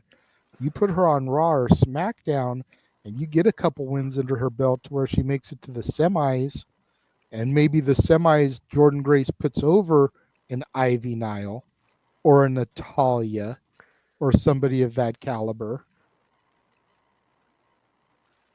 That's big. I'll believe it when I see it. Maybe you might be onto something, but I'm not holding my breath. Main roster WWE. I'm I not know what either. their dick is. You got to put as Noah calls them, the TikTok rejects in there too. When they imagine they end up going one-on-one, now you see who the bigger star is and who can make it on their own. It's like There's a only test. one star in that team. I know. And her name is Lash Legend. We know who it is. But we were talking about Natalia and the sorry for the way we treated it, but Naomi too. Especially if you're not going to turn Bianca or Jay heel, you want if they're still together, they haven't been together, but the three of them having titles, and you want to make it seem legit. That's another way. I doubt it. There's like a 0.0001 chance, but I'm just throwing names out there. But I need to see Chelsea Green in that. I need it like yesterday for her to have that damn title. Accurate. Yeah, I knew everybody was going to be on Team Chelsea as far as the U.S. title goes. And if you're not, you're already wrong. Well, like I said, Mia Yim is the only other acceptable answer. Well, I'll give you that.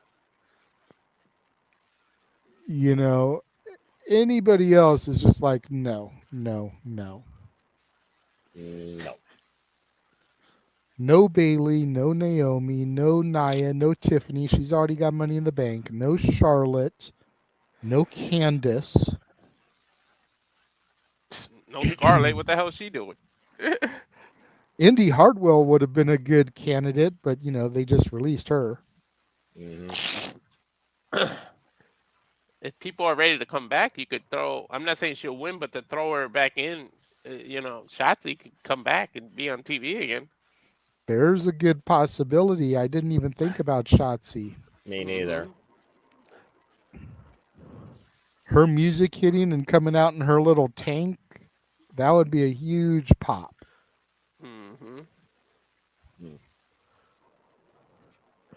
But knowing WWE, this title ain't gonna mean shit. And freaking, they're gonna probably have R-Truth come out, and then they'll be like, R-Truth, this is the women's title. Oh, my bad, and walk out. Like, I feel like they're gonna do some crap like that too. Somebody else that could be ready to come back is Carmella. That's another one. Yeah, first thing is Money in the Bank. But nah. But yeah, I get the whole coming back, get a pop, and try and add something to this, blah, blah, blah. But it's not Chelsea. I really don't give a fuck. Meet them 5%. Damn, only 5% for Mia Yim. I thought she'd at least get like a 25%. Not against Chelsea Green, in my opinion. Oh, I got What about Piper? What if Piper turns on Chelsea? Don't ruin one of the only things that I actually care about on main roster WWE, JJ. I'm just saying. But I do like the idea of Piper Niven becoming a singles champion in her own right. She was challenger to Kaylee Ray's NXT UK Women's Championship. Although for the longest time, I just want to see Piper Niven wreck shop with Gallus. But I love this dynamic with her and Chelsea Green. It's the only women's tag team I've cared about since the freaking Iconics were tossed to the wayside. And that was the last time I thought they were good women's tag team wrestling rights. So, again, no. You know what about the return of Asuka? Well, she is also another one that would be, well, technically not Grand Slam. She wasn't NXT UK. And I don't know what her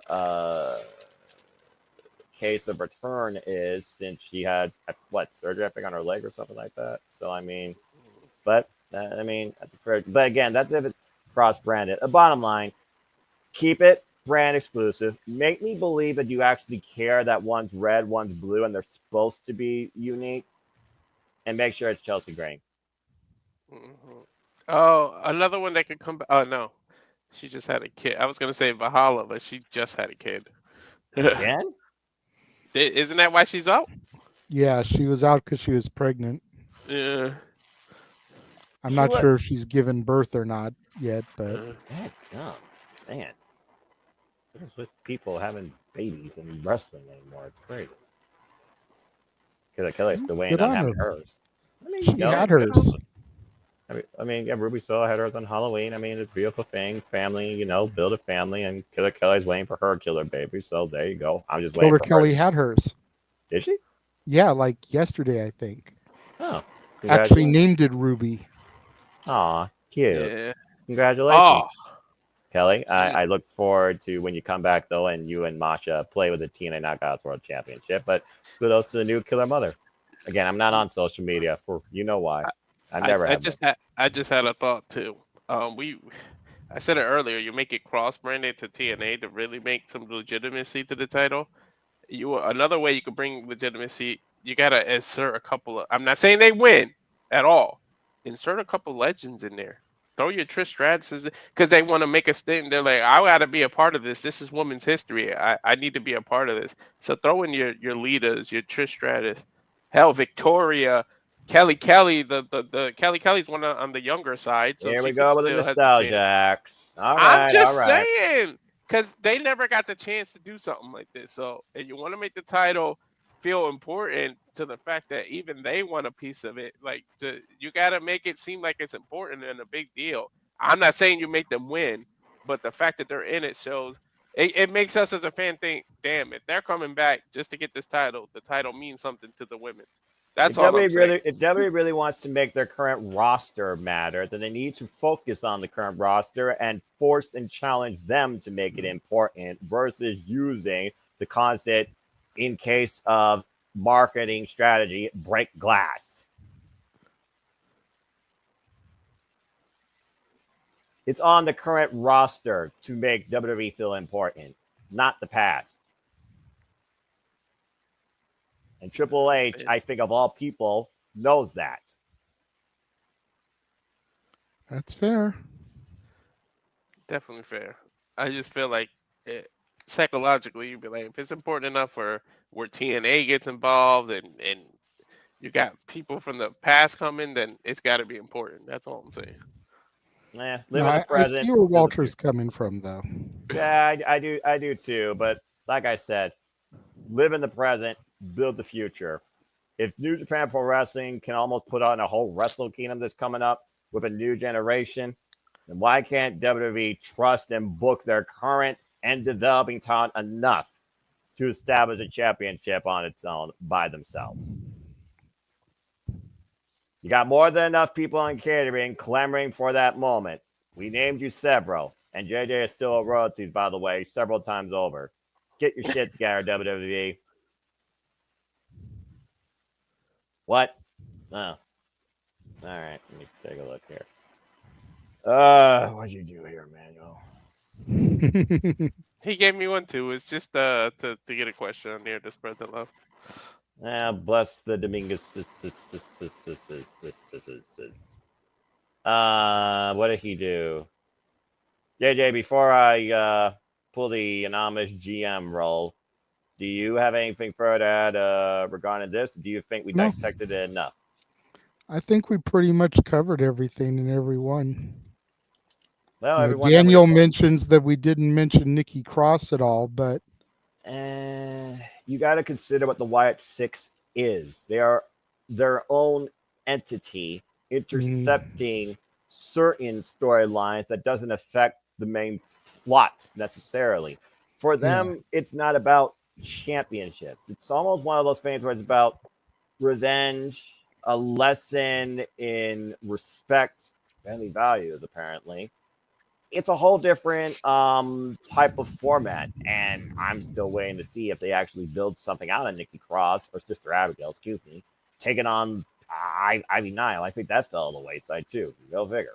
But I like the idea, but we're not dealing with Nikki Cross anymore. We're dealing with Sister Abigail. You gotta keep that in mind. And that's why I didn't mention Scarlett Bordeaux either. It's like you could sit there and nitpick. We didn't mention her, but like, When was the last time she wrestled? Yeah, exactly. Thank you. It's just eye candy for his entrance, for Cross's entrance.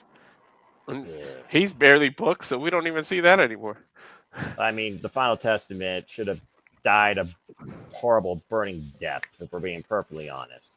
Anyway, what did Emmanuel send me? I'll go ahead and finish the spiel post-main event topic discussion here for everybody, but courtesy of Emmanuel, and I quote, did the Bloodline story take too much time in... Hold up. Wow, it is a meaty question. I mean, already the answer is yes.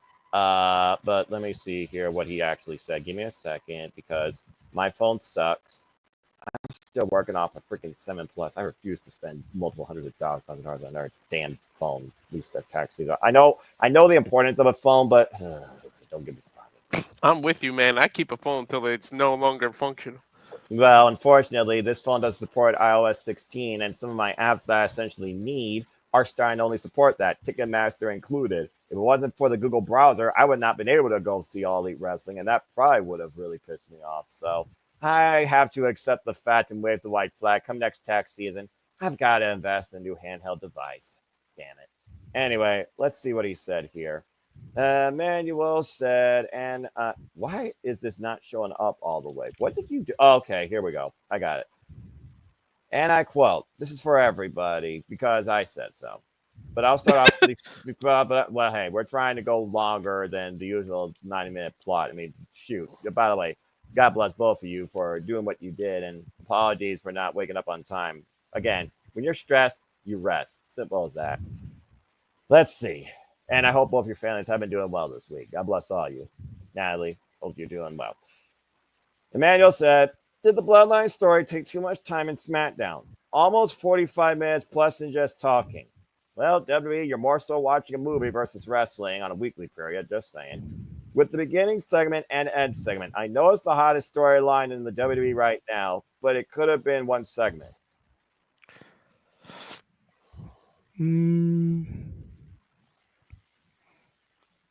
I don't know about it being one segment because I feel like you had to have the setup and then you had to have some time pass before you had the resolution.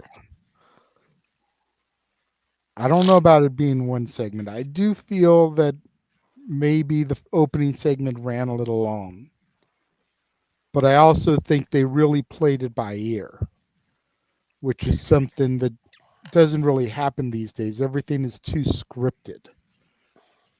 I think they let them go out there and just kind of wing it.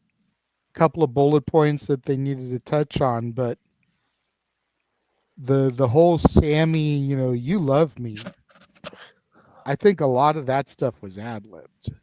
Yeah, because if you looked at it close, Jimmy was cracking. He was cracking at the end. He was trying to keep it together. You got all of them, just like the whole feeling oozy thing. Mm-hmm. Which really made it feel like old times because Sammy broke the tribal chief. Mm-hmm. Not as visibly as he did for the oozy thing, but you could tell he got him. He even pointed it out. He said, I see that smirk. So you had to have that so that when you had the resolution at the end of the night and Sammy, is he going to go ahead and side with him? Because Roman dissed him. He broke his heart. Or is Sammy going to say, you know what, screw you, Roman, I'm going to go with Solo? You had to have the two segments. But I do agree that the opening segment went a little longer than it needed to. Yeah. Did it go? I think it was great television, though. I thought, to Noah's point, it was cinema. Yep. People invest in that stuff. They do. You've got to make people care about the characters, not just about the matches. Character development is very important. Why do I care about the people in the ring? You've got to be able to get invested on some level with them. Yep. And that's why I've always had a problem with AEW. They deliver banger matches, but they have a hard time making me care about certain people. Mm-hmm. WWE makes you care about the talent, but then they give you shit sometimes. It's true. It's been better since the Paul Levesque era has taken over. But they get you invested in these characters. That's why I stopped watching for 10 years. I would get invested in these characters just to see them lose time after time again. To the point where I was like, I'm done. I'm done investing my time and energy into these characters if they're never going to win the big one.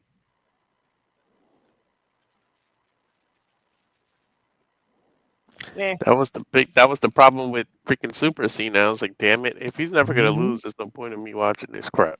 Exactly. Yeah, just find a balance is all I gotta say. Like I said, I'm not a movie guy. I'm a full-on international, strong spirit, bell type guy that more so is engaged in that. There needs to be a balance for me. WWE don't have that balance. And as far as the Bloodline goes, it's like anything else you watch on binge or something you invest in. Whether it's anime, whether it's the CW era, whether it's some sort of crime series that's 250 pretty much times over every crime series you've ever seen, or whether it's some sort of HBO Max series like Billions or Empire. You engage with it as long as you can until the main character dies or you have some sort of ending. So it's like, eh. And I'll say, Manuel, I love you, buddy. All due respect. But if you think the bloodline is taking up too much television time, you haven't been watching the last 4 years. Then When have they not taken over a television? that's my point.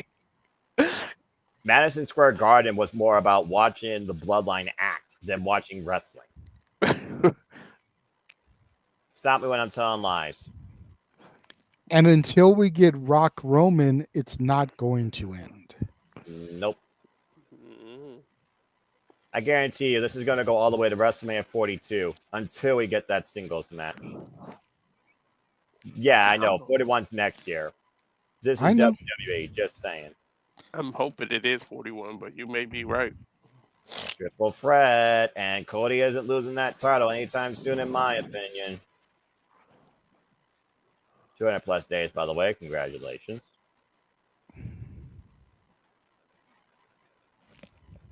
But yeah, at the end of the day, in WWE, two things dominate television: Bloodline and Judgment Day.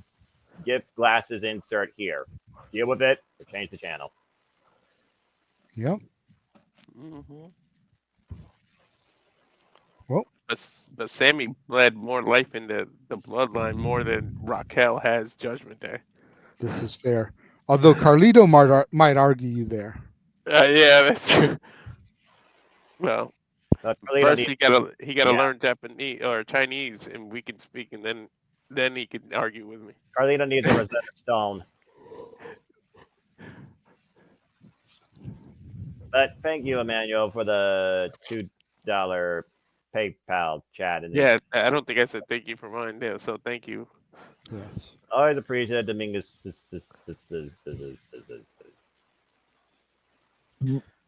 Well, that is all the topics that I had scheduled. So we will go ahead. We'll run the watch along trailer uno mas. And if nobody else joins the panel, if no other topics get super chatted, we'll go ahead and start our shows. We will return. And now for a taste of things to come.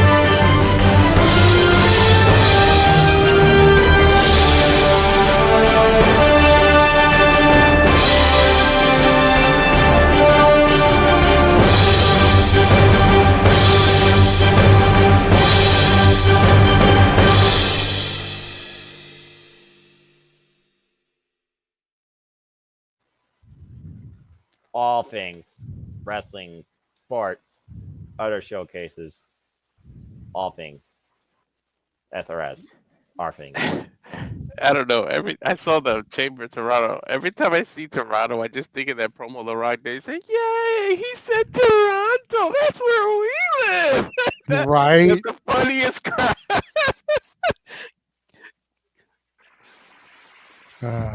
Noah cracks me up because back in the day, you'd watch him in the green room and he'd be like, yeah. Oh, he did it. He did it when I had him in the background the other day. Today, he was just making faces. Yeah. It would be like the Japanese stuff, and you'd see the eyebrows go up like, ooh, I'm intrigued. You'd see the sports ones or the WWE, and he'd just kind of go stoic. Yeah, he was doing the cheering and stuff on the NXT when I ran it. Like I said, guys, I am tired and I am on autopilot. You'll get the full thing some point. What's the next thing? I guess next week Saturday, because for once there's a freaking week of stability when it comes to. Wait, no, there isn't. Because There's 2 watch-alongs, but nothing you have to do because it's Paul Tyson and then UFC. Yeah, that's right. I'm confusing myself. This Saturday coming up, the only thing I got to worry about is Cyber Mon's 6th birthday. Yay! So yeah, but you'll get more energy out of me the next Saturday Shenanigans. I'm certain. I feel like I finally got over everything I needed to do, and this flu that tried to get me, and just today in general. I swear, Saturdays feel like an eternity anymore. It's ridiculous. When they announced Chamber, I was like, yeah. And then I'm like, that's a double duty night. Damn it. Oh, get over it. It's what we do. Hell, I pulled triple one time. I've called 3 shows in one day. All right, this is nothing. I just love that they're under the same umbrella because look how early it is because they know they got UFC at night. Yeah, well, I mean, look at it this way. WWE gives you 90 minutes of wait time, and then they give you about the same, if not a little bit less, than the wrestling. So you have plenty of time to, rest your voice in between. So that's the peacock for you, and WWE's over branding marketing. I wish UFC would work on that, man. You pay a lot of money, and the first 20 minutes is all talk. It's like talk during the pre-shows that are the prelims that are free. Shut up and get to the fighting on the pay-per-view part. Pay-per-view should only be about fighting and wrestling? What sort of strange phenomenon are you talking about when it comes to WWE and UFC? Right? What? Well, that just about wraps things up. We'll go ahead. We'll start getting to the shills. You can follow James, the J Hebert side of things, at J Hebertside 95 on YouTube, Instagram, and X, or James Heebman Hebert on Facebook. He does really cool and dumb teens on the internets. Go watch the first part of his uncle's documentary that is finally out. You can scan the QR code and check out Gary Hebert, the man, the myth, the legend, 1 in a million. Noah. I may be tired, but I always encourage you here. So follow me if you choose on the Twitter, as far as it's still known as, and on YouTube. Although I'm going to learn about Blue Sky, I guess, at some point. That's what people seem to be going to, whatever the hell that is. But anyway, follow me for now on those engines. And Foster 2016 for all things wrestling. Instagram, it's only about when you have a picture that tells a story. So ain't going to see that for a while. But again, follow me on those if you choose. I only wish to remind you and encourage you, no matter what my state may be, to just enjoy life and enjoy wrestling too. It is truly as simple as that. Well, we did get a super chat from Emmanuel. He wants us to get the 2 hour mark. Discuss the wait times for Crown Jewel. Why not? You bastard. Fuck Peacock, I guess. I mean, fuck television. Fuck Peacock. Thank you, TNA, for having the perfect balance. AEW, previews are always phenomenal, but sometimes you are running a marathon versus a sprint. So, I mean, there you go. I will say one thing about that TNA app. When they're on commercials, it just says, we'll be back in a moment, and plays music and keeps resetting it. I'd rather watch a commercial than that. Would you rather hear a music track on loop with no words or watch commercials? Let me think. Music track on loop, because at least when I'm going, number 2, I have something to hear in the background that keeps me awake that I care about, versus cursing at commercials about the latest in shampoo or some sort of this versus that, support, blah, blah, blah. Or maybe it's Maybelline. Blah, blah, blah. I mean, I don't say blah, blah, blah. Mm-hmm. The only time people appreciate commercials is during the Super Bowl. Maybe. This is accurate. I have heard that tradition where people don't even give a fuck about the game. They just watch the commercials because they're the most prolifically paid and the most overproduced. I think more often than not, the car commercials are more overproduced than any other commercials during Super Bowls, at least according to what I've heard. And I don't drive. So. But yeah, wait times, Crown Jewel. Walter, how much WWE trivia on repeat did you get in between matches? About 10 per. It's. I miss the packages they used to, and I get it. If you pay, you can see the pack. I miss those the rock and roll background music, and then they have the rivalry. I thank my mother for encouraging me to pay the $6 just to get the video package in the background versus American Home Warranty and the same W trivia question 5 times over. But I think someone timed it at what, like an hour and some odd time or whatever of actual wait time versus in-ring action, something like that. Someone has the metrics, I'm sure. But anyway, oh fuck. Why? Well, while you do that, let me get my shield out of the way so that we can just only have to answer the super chat. They want us to go every week, every time, the length of at least an old school Monday Night Raw. They can't help themselves. Oh my God, Mamacita. Stop it! She didn't win this week, but She got wasted, but her and Jada, the hell of a first. Go ahead. I said the winners were us viewers Tuesday or Wednesday. I agree. So yeah, on X you can follow me at Walter Alex Cruz. In the Instagram, of course, the personal one, Walter.Cruz.940, and at Rage of Wrestling, the YouTube channel. Well, where we do all the shenanigans and the watch-alongs, and there's no space. You have to just put at Rage of Wrestling without the spaces. Yeah, no space. It's faster to find. If you put the spaces, a bunch of different things will pop up. It's just easier to find without it. I'm right there with Jeff. I love Virtue and Aaron's reaction every time that graphic comes up on the review. I can only imagine what goes through their heads. I can't wait till like one time he has his wife on there, Caitlin, and then they pull in. She's gonna be like, "What the?" She's gonna do the Natalie. What the fuck? That's probably accurate. Well, Jeff was here earlier. We'll go ahead and show for him. You can find him on Instagram and X at _Jeff Meacham, or on Facebook and YouTube at Jeff Meacham _.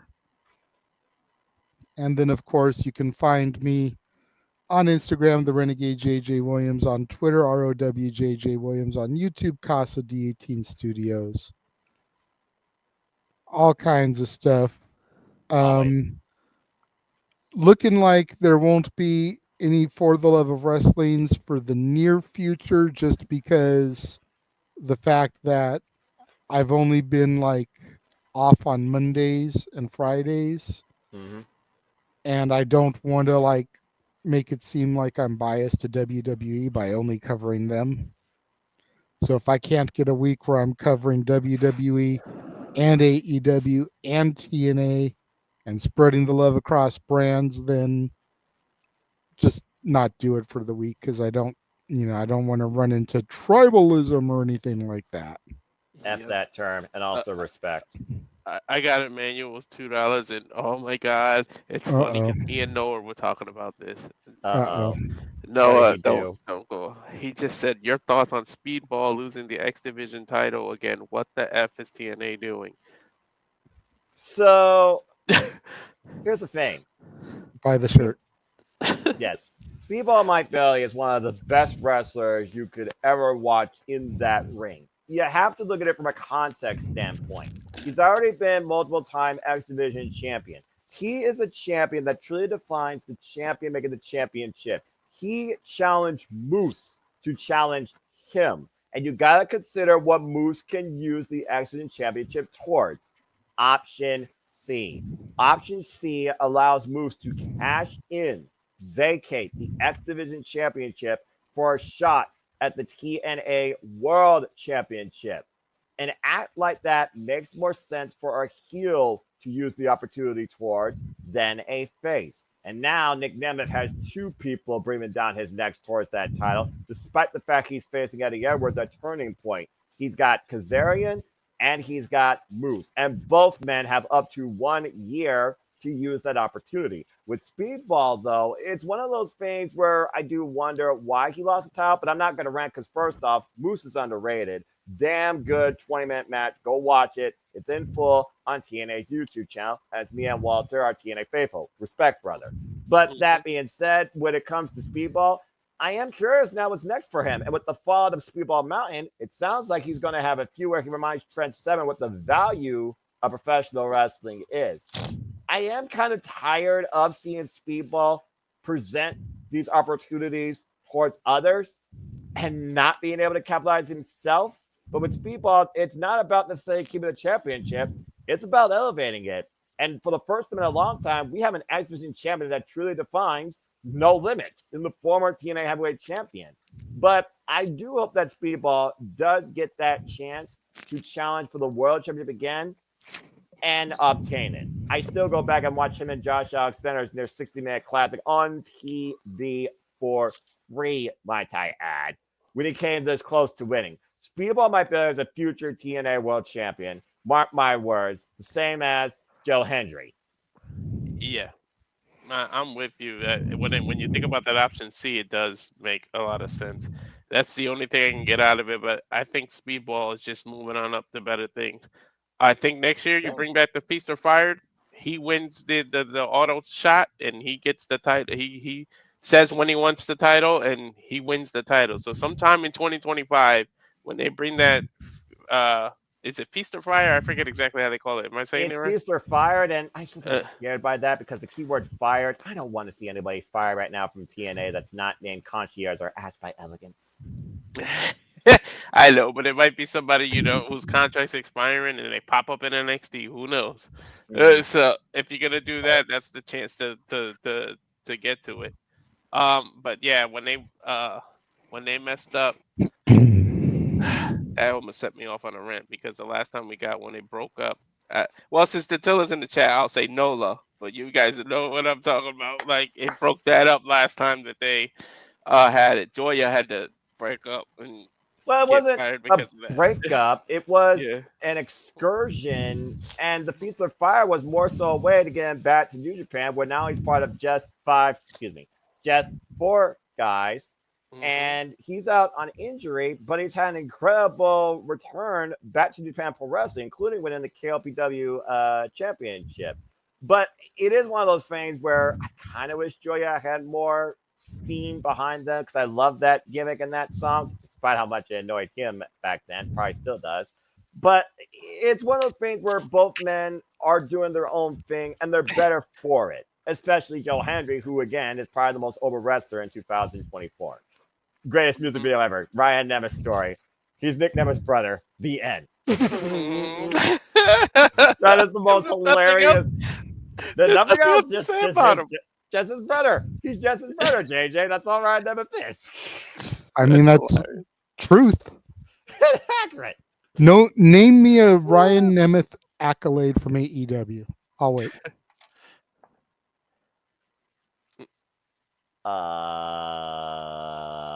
Tell me how much TV time Ryan Nemeth had in AEW. I bet you his TNA run already exceeds it.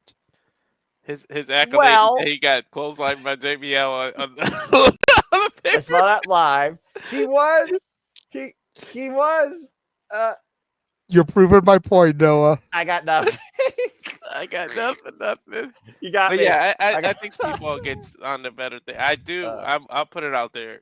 TNA World Champion 2025. I'm torn who I want to see become TNA World Champion first. Speedball, Mike Bailey, or Joe Hendry. But if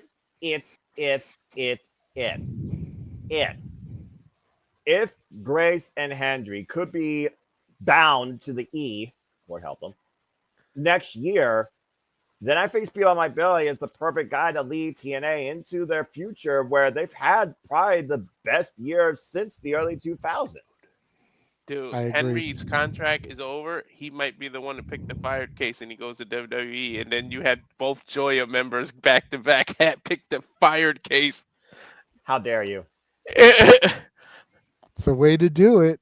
Yeah. I do have two things I want to touch on from what Noah said real quickly because I missed this week's TNA. Damn good show. Go for it. So both of you mentioned using option C. Moose actually put out a tweet saying, quote, option C is one pretty much saying that the X Division Championship isn't as important as the TNA World Championship. Well, it's time to change that fucking narrative.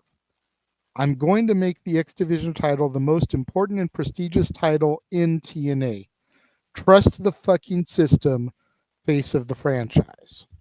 Wow. I actually not got see a that. whole damn lot of respect towards that because I gotta be honest here. Moose is a guy that truly does love TNA, I think, and he wants to make it as special as possible. We saw what he did with the debunked TNA World Heavyweight Championship in the previous era, and he already ran as the face of TNA since Hard to Kill. Now he's trying to elevate the X Division Championship above the TNA World Championship. Shut me up. All right, Yeah. Moose. Respect. Respect for that, definitely. No one take you gotta take your PayPal too. And then the other thing I wanted to mention is Noah talked about what a banner Alexander and Speedball had on free TV. Yeah. I don't know if you've been keeping up with the announcements, Walter, but Oh shit. at Jesus Bloodsport Christ. 12, it will be Josh Alexander versus Speedball Mike Bailey. This is Bloodsport, by the way, folks, not a wrestling match. It's a whole No. different concept, and Speedball does have a mixed martial arts background, but not the greatest Bloodsport record. He has a victory though, the last one, but That So is Walter and James will get to call this mayhem and destruction. Mayhem and we might have to destruction. invite Noah as a special guest for that one The match. recipe of the night. But yeah, I mean, if Moose is trying to make the X Division Championship more important than the TNA World Championship, because Speed already done that 3 times over, I think in the fact that he has won and held this title to a degree so much, and he doesn't need a championship to be the most prolific man to put TNA on the map, then yeah, I definitely credit Moose for not only pursuing this after being encouraged by Speedball to challenge for it, but try and elevate it beyond the World Championship. Because again, what's the X Division? It's the one thing that has defined TNA since its existence above everything else in the business. Respect. I'm looking forward to this. I want to see Moose go the distance with this. I do. And we've seen the X Division Championship main event TNA pay-per-views before. Remember, No Surrender, it was Mustafa Ali and Chris Sabin that did the unthinkable since the early 2000s. Moose could very well do that. We'll see. Moose, very much like Joker, he's a man of his word. So we'll And see. then I don't trust the system, but I do trust Moose because Moose rarely lies. Jeff, Hi, you're Jeff. back since you just came in. Home from a King's victory, as your tag says. Goddamn right. Go Kings go. I am the only member of this family that is yet to see a loss in person, so it must be something in the ginger. Anyway, yeah, it's a good night. It's a good night. Kings won. I got to see. I finally seen everybody I wanted to see at the games at least once this year, so I'm happy as a dicky bird right now. Kings are winning. They and now Columbus can go ahead and spank Anaheim's ass tomorrow, so it's all good. There you go. Oh, you're still on that jersey. I didn't realize. All right. Actually, I'm not sorry. I take that back. What the hell's PayPal? This the D2 jersey, okay? So yes, that's probably a fair. manual. Oh, it is. Yeah, Okay. Emmanuel's been hitting us all up. He's trying. Hey, well, we actually just finished the shills, and then he. Of course you and did. Emmanuel has given some super chatted topics, so that's the Okay. only reason we're still on the air. Otherwise, we would have been off the air already. Darn it, Yeah, I Emmanuel. went and checked. I'm like, oh, they're still on. Well, shit, cool. Okay, well, since he super chatted me, thank you for the $4. I need the goddamn money. Noah since- was next. He hadn't done his topic yet, I don't think. Okay. And Oh, then that's we'll right, go ahead because and swing to you.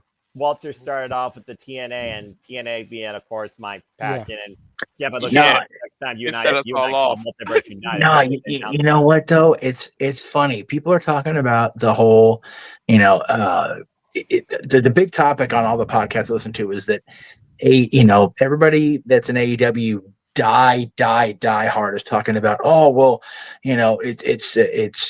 they're blaming everything but their actual damn selves. It does not matter that WWE is as hot as it's ever been right now. If AEW's creative was worth a shit, then they wouldn't be tanking so bad in the ratings. That's just the bottom line. Whereas TNA, they're not doing any better or worse, but they're on that shit channel, and not everybody's been able to, rationalize the $10 a month for the access to it yet. But I've been a TNA Plus guy the whole year. Respect. Been a TNA fan even during the Hogan era. I was at the time a diehard Hulkamaniac. So I am glad that TNA is finally bouncing their ass back, and I would only hope that somebody with an AEW will like knock on the curly head and go, dude, we're gonna die here, no matter how much money you got. So All right. anyway, Interesting that's my side- opinion so far. Well, interesting side tangent, considering we were mostly just talking about Moose winning the X Division Championship, but I appreciate that. I did not know Moose had been X Division champion. My brother brought me like a picture of current champions. I'm like, that looks like Moose, but I don't remember him winning the X Division title. It shows you how long I've been out of the freaking loop here. He won it on Impact this week. Okay, well, see, I haven't seen Impact this week, so there you go. He's fair and square, and again, great 20-minute banger as TNA does their main events. Tremendous match, and he did it all on his own. Good. You know, I'm not a hater of the system faction, but Moose doesn't need those guys. Nope. Those guys need the system. Moose doesn't. Nope. So Yeah. anyway. So, what did Emmanuel send me? Also, thank you, Emmanuel, for bringing TNA talk. I always welcome that. And Absolutely. TNA faithful for life. Just like Never a bad thing. Nah, absolutely not. Again, TNA deserves that love. Best year they've had in a long time. I can't wait for Genesis. I hope they bring more names back. Classic shows. Anyway, sorry, side tangent again. It's all out February. Well, I mean, the January, I mean, that's the only thing so far for January, and I approve. Well, I also just want them to book the February so he and I can get the karaoke day squared away, because that's the only company we don't have squared away February, because Royal Rumble and the Australia show already booked. Damn it. Anyway, what did Emmanuel send me? What the fuck question is this? It's not even wrestling. That's the whole point. What am I gonna do with this? This is. And this feels like blasphemy to anybody that likes food, including me, despite how skinny I am. All right. He said, and I quote, should Thanksgiving be canceled and just go with Christmas at this point, not having Thanksgiving decorations up? Ooh. Don't make me go on a rant. You guys are all Facebook friends and saw what Time out. He may have said to me, but I saw this man put a flag on the flag. He's definitely the one to answer. Absolutely. Okay. Here's the thing here, and I'm going to speak first because of how passionate I am about this stuff. Number one, name me a traditional fucking Thanksgiving decoration. Thank you. Thank you. Okay, there isn't one. Aside from the bird that you put on a platter in front of your family to gorge on with gravy and potatoes and stuffing and catch the itis when you're done eating it. Accurate. There is no Thanksgiving decoration. What do they call that? Forgive me on the butchering of the word here. Cornucopia? Not That's a fall decoration, not a Thanksgiving decoration. Okay, fair enough. That's a general fall decoration. Autumn. The closest thing is a paper plate where the kids trace their hand and make a turkey. Yeah, exactly. So my point is there is jack diddly shit. So get the fuck over the whole get this Christmas shit out of my face because Thanksgiving ain't even here yet. That's one. And number two, if I can walk into stores prior to my birthday and buy Halloween shit, if I can walk into stores prior to Christmas and buy Valentine's shit, y'all can get off your fucking high horses when it comes to Christmas. The truth of the matter is this: we do not live in a prosperous society anymore where you can walk into a store on Black Friday, on December 1st, buy everything you need and call it a day. We live in a society where people have to scrimp and save and budget and buy things here, buy things there. So putting decorations out in stores 2 months prior so that, hey, I can buy a couple things with this paycheck. I can buy a couple things with the next paycheck. I can buy a couple things with the check after that.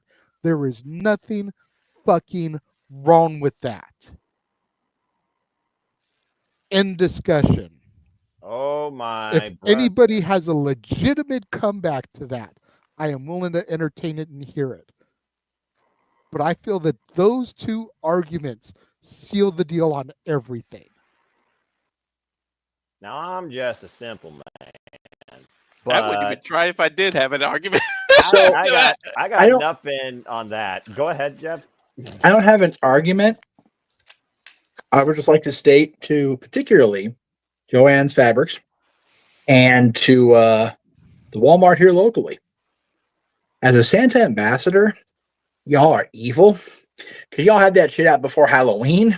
And I walked into Joanne's. I had to have my friend drag me kicking and screaming out of the aisle that had like all the cool stuff that would be perfect in a photo shoot for Santa. I was like, you have no money. Me too. I don't care. I want the things. Y'all are evil. You retail people are evil. That's why I don't work retail no more, because I can't be that. I mean, I don't have a soul, so I can be evil by proxy, like by definition. But yeah, it was a tough. I walked into Joanne's on October 30th, and there was no Halloween stuff in sight, except for on clearance. So yeah, but no, I'm still here. By the way, I just got handed dinner, so gotcha. God damn, Darren, 10 o'clock. My goodness. The only thing I like about retail are the day after Halloween because the dollar candies. No, Well, for real. The candy. I don't know if they do it anymore. No, they do. It's so funny. They do the You clearance. mentioned that. 50% off, at their Halloween. But continue, Jeff. The first year I worked at Spirit Halloween, I ended up working 2 years there, or two seasons, I guess. This was back when the coolest lightsaber out there for the Walmart, for the Star Wars folks, was that $100 lightsaber that actually lit up. It was red. You can only find them in Halloween stores and like the really hardcore stores. But I put one aside. My manager said, "Yeah, put it aside. You can buy it at the end. We get the 50% off." Some motherfucker that worked there bought it. I never found out who it was. And I was just screaming. I'm like, man, I could have got a budget. Didn't have to worry about spending much money. Here I am, 10 years later. I bought one at work for a custom, didn't get any discount on it. I still rationalized spending $200, because I'm an idiot. So I love the discounts, but yeah, my family always celebrates Thanksgiving. We have people over, we go places or wherever the situation dictates, but yeah, there's never for as monumental as Thanksgiving is in this country, especially in the wrestling community as well, because we've got Survivor Series and Starrcade that have been around for generations now. Mm-hmm. There is not a damn thing you can find in the retail that is actually designed for specifically Thanksgiving, unless it's it's stamped on it. Happy Thanksgiving. It's okay, well, we did this on purpose. Thanksgiving is just for fat people to get happy like me and to talk shit to your family you haven't seen in a while, because it's just basically shit talking. It's shit talking, face stuffing, football ranting. No, and it's one of those we have to pray to the NFL gods every year that the Cowboys and the Eagles don't play right before or on Thanksgiving Day, because then we can't go to my aunt's house. It's because she's an Eagles person and we're Cowboys people, so it's Thanksgiving's a bitch. Now, Thanksgiving here is always a blessing, and I've to echo first off, JJ7, my brother testified, for Thanksgiving and Christmas are my two favorite holidays of the year. Thanksgiving is always that. My family, everybody I know, family, church, friends, workers, they say, Noah, you're too skinny. Noah, you're not eating enough. Noah, you have a hollow leg. Thanksgiving is the one time of the year where I think I probably eat more than probably a single week. I mean, because, yeah, I love the coma. You probably won't even see me on that Saturday because I'll be eating leftovers from Thanksgiving through Friday into Saturday. But I also just love the time-honored traditions that you have with it, too. It is when the family gets together. We gather around, we bless the food, we say 10 things we're grateful for, from my mom's cooking to what my sister brings over, to the joy that my home, especially now that I have this, has brought out in bringing the family together. These last two Thanksgivings have been some of the most joyous and grateful Thanksgivings in the entire span of my family's life, in my opinion. It's awesome, man. Especially when we played Pick It Out afterwards, too. And Every I have my little Ella play, the PlayStation up here, because I don't babysit, but the kids basically take over my office. Yeah. But yeah, I mean, you don't look at Thanksgiving for a physical, decorative time. You look at Thanksgiving for a wholesome family time, and the best meal you're going to have all year. And you look forward to that meal once again. Yes. Every year you don't end up in a coma is what you need to be thankful for. Because damn it, we all eat enough to be in a diabetic coma. What's a The good diabetic? part about this year is I believe TNA has a pay-per-view on Friday, the 29th, correct? Yes, Turning Point. Yeah. Yeah, So we've got Thanksgiving, and we can't afford to have the itis because then we got Turning Point and Survivor Series back-to-back nights. Oh, So- shoot, you're right. And I also have Wednesday night Thanksgiving Dynamite because that's also become a thing. And those Thanksgiving Dynamites are sometimes a wild party. Yes. So it'll be one of the, and you know, we're not going to be here this year. We're going to my uncle's place and see me because my mom's still recovering from her surgery. So we're going to be going out to see me to do the thing in this tiny little dining space. But it'll be like the genie in Aladdin, phenomenal cosmic dinner, little dining space. And I mean, again, nobody does everything right up to the point of the holiday, whether it's Thanksgiving or Christmas. My mom has been really going bit by bit by bit, getting the tins and all the ingredients stuff like that for the Thanksgiving meal.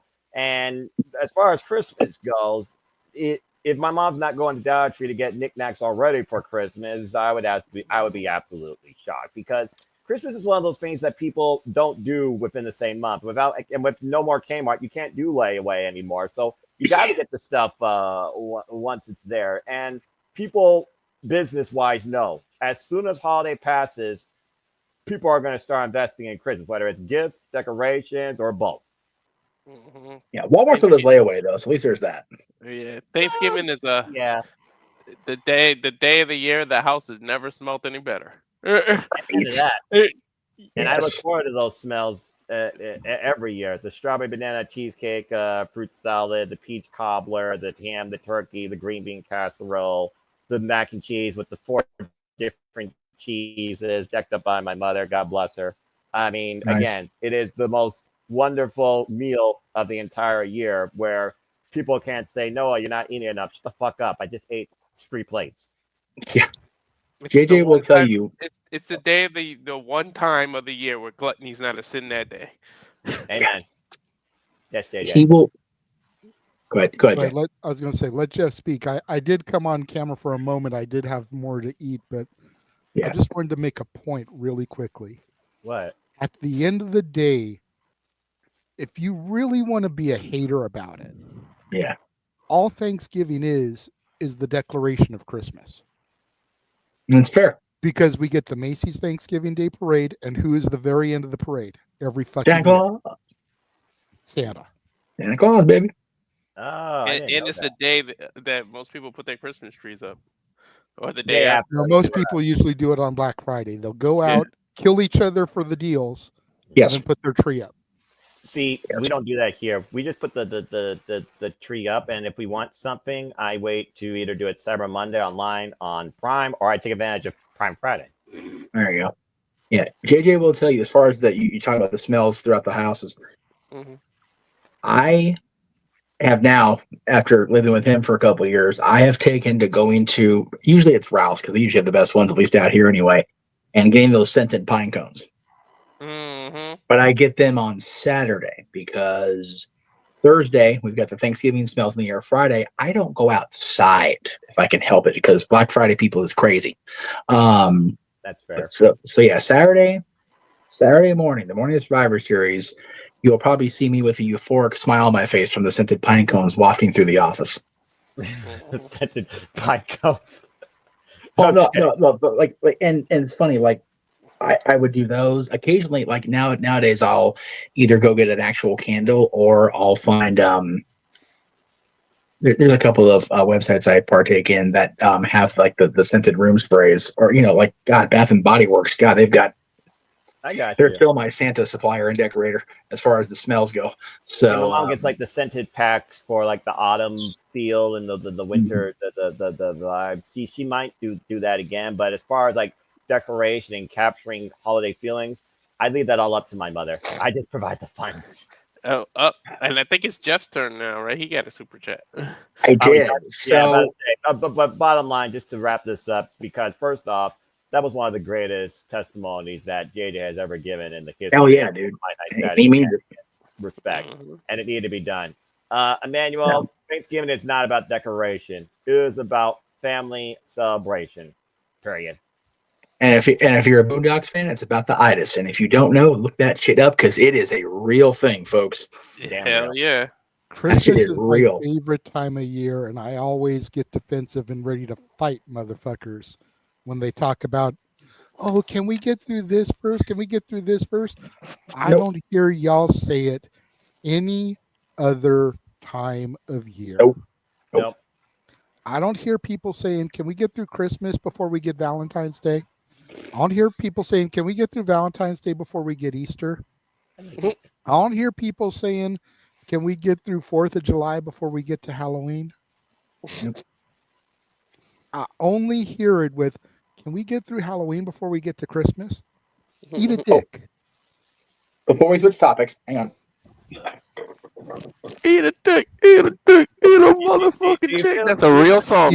Either bring that energy to all holidays. That's or right. Make like Queen Elsa and let it go. That's right. So JJ will appreciate this because he was around when I made this discovery of the lacking of these. Disneyland stopped a long time ago selling the Mickey-eared Santa hats. And when they did bring them back, they were adjustable. Did it fit my fat head? No, it's not to fit my fat head. So one of the reasons I bought these magnetic ears I told you guys about a couple months ago was because I had a Santa hat that I was in, and this is how it looks. So it looks really good. When I went out to the Ghirardelli store Tuesday, they have the new ones, Mickey hats in stock, and yes, they fit my head. Nice. Disney parks, Disney experiences. When you hire me back, just know there'll be a gripe. Just so you know. As far as Emmanuel's question, if you're watching in the chat room, Emmanuel, because I need clarification, because what he said was, with Survivor Series on the horizon, best and worst pay-per-view. I'm assuming he's asking about the best and worst Survivor Series pay-per-view. So I'll go ahead and answer in that vein.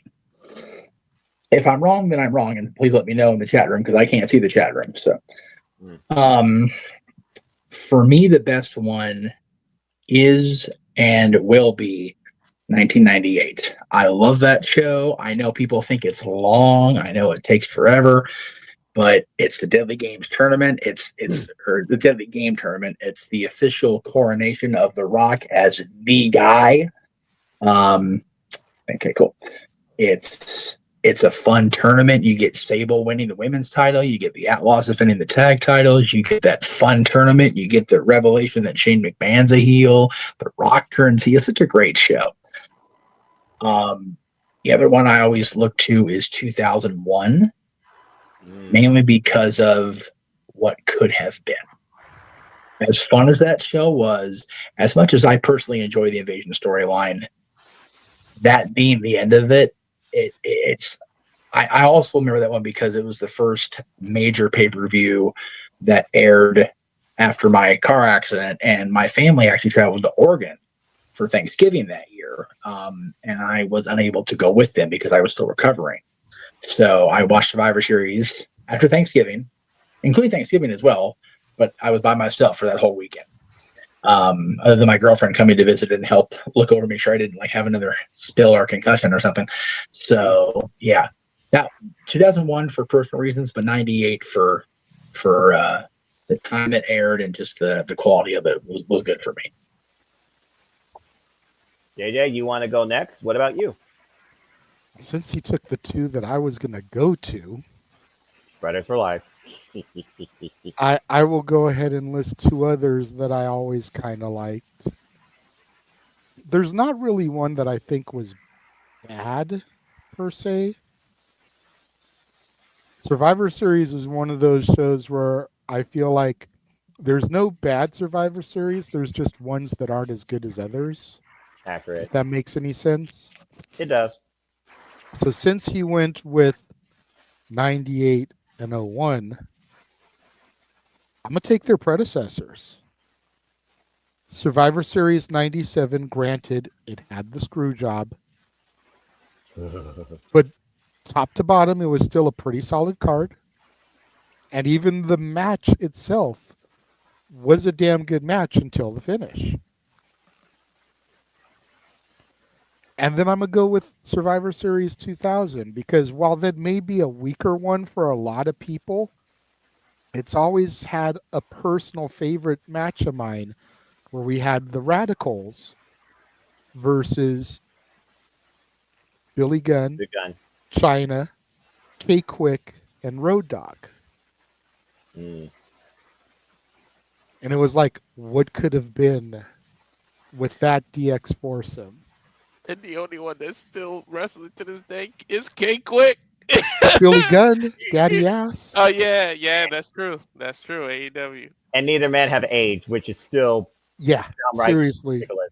I don't know how that's possible. But it was like the Outlaws found their way back to each other after feuding for all that time. Mm-hmm. Their fallout. China was running with Billy, and then K-Quick and Road Dogg were a thing. Not for too much longer, if I remember. I think Road Dogg got fired shortly after that. But, like, yeah, I loved the whole K-Quick and Road Dogg getting rowdy dynamic. Like, that shit was just good. Two real teams, we about to get rowdy. You didn't know? You better call somebody. Mm-hmm. All right. Yeah. Dog got fired not too long after that, and Grandmaster Sexay in the spring of 01 also. But then on the other side, you had the Radicals, man. You had arguably the last great defection. Yes. With Benoit, Malenko, Saturn, and Guerrero. The turning of the century as well. So good stuff.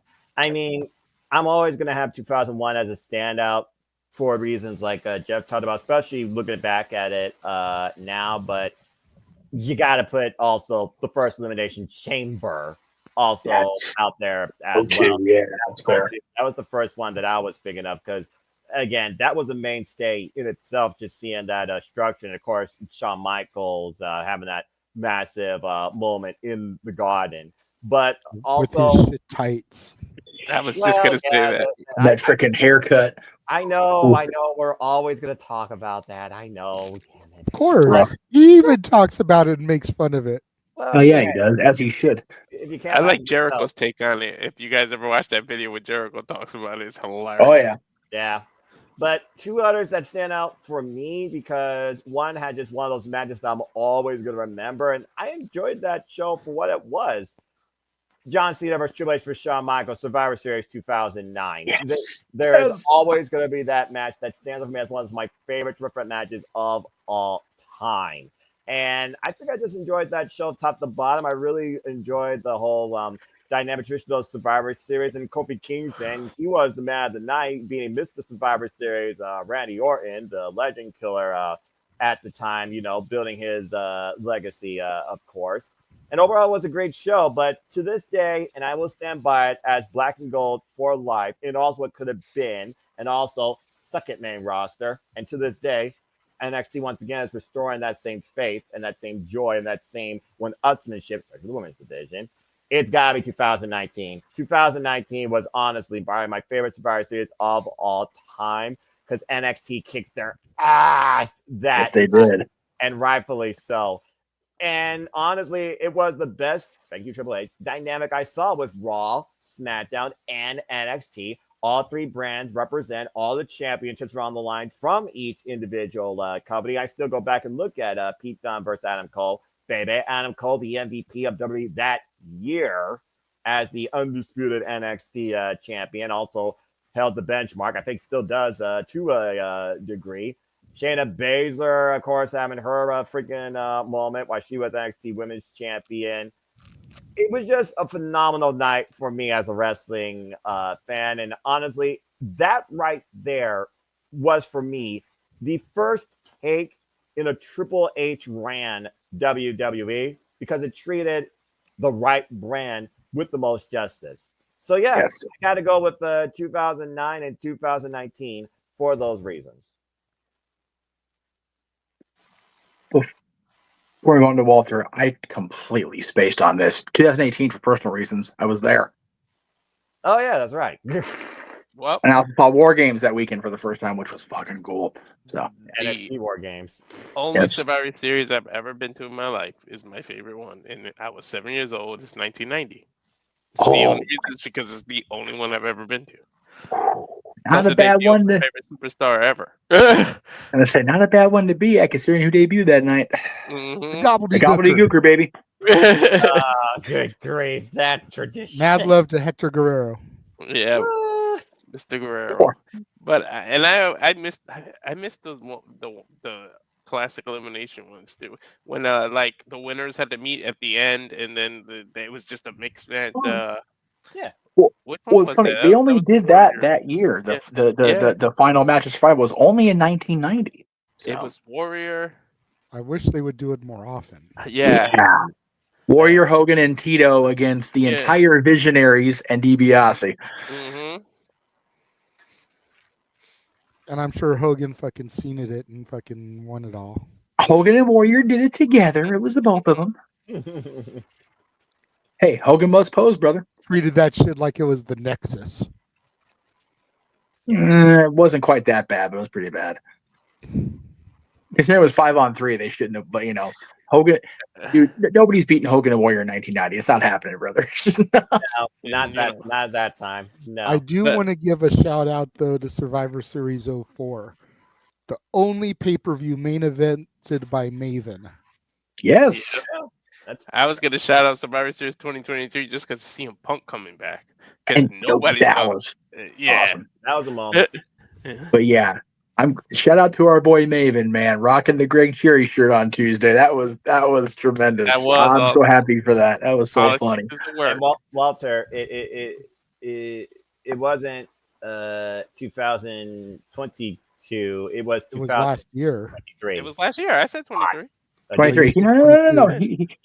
He said last year he was good. Okay, for some reason I could have sworn he said 22 also. I heard the same thing Noah did. I heard 23. Okay, well, someone's gonna have to run back the tape. James, you know what the tape was after. But anyway, what the one that you went to, Jeff, was that the one that had like the whole 5 commentary thing and Bryan Danielson versus Brock Lesnar? I figured the previous year, and that was the same year with Charlotte Flair and Ronda Rousey. Ronda got it was Charlotte and Ronda that year for sure, because the entire LA fan base turned on Ronda, and I swear to this day that led to her departure. Her own crowd turned on her at the Staples Center. I think it is. Yep.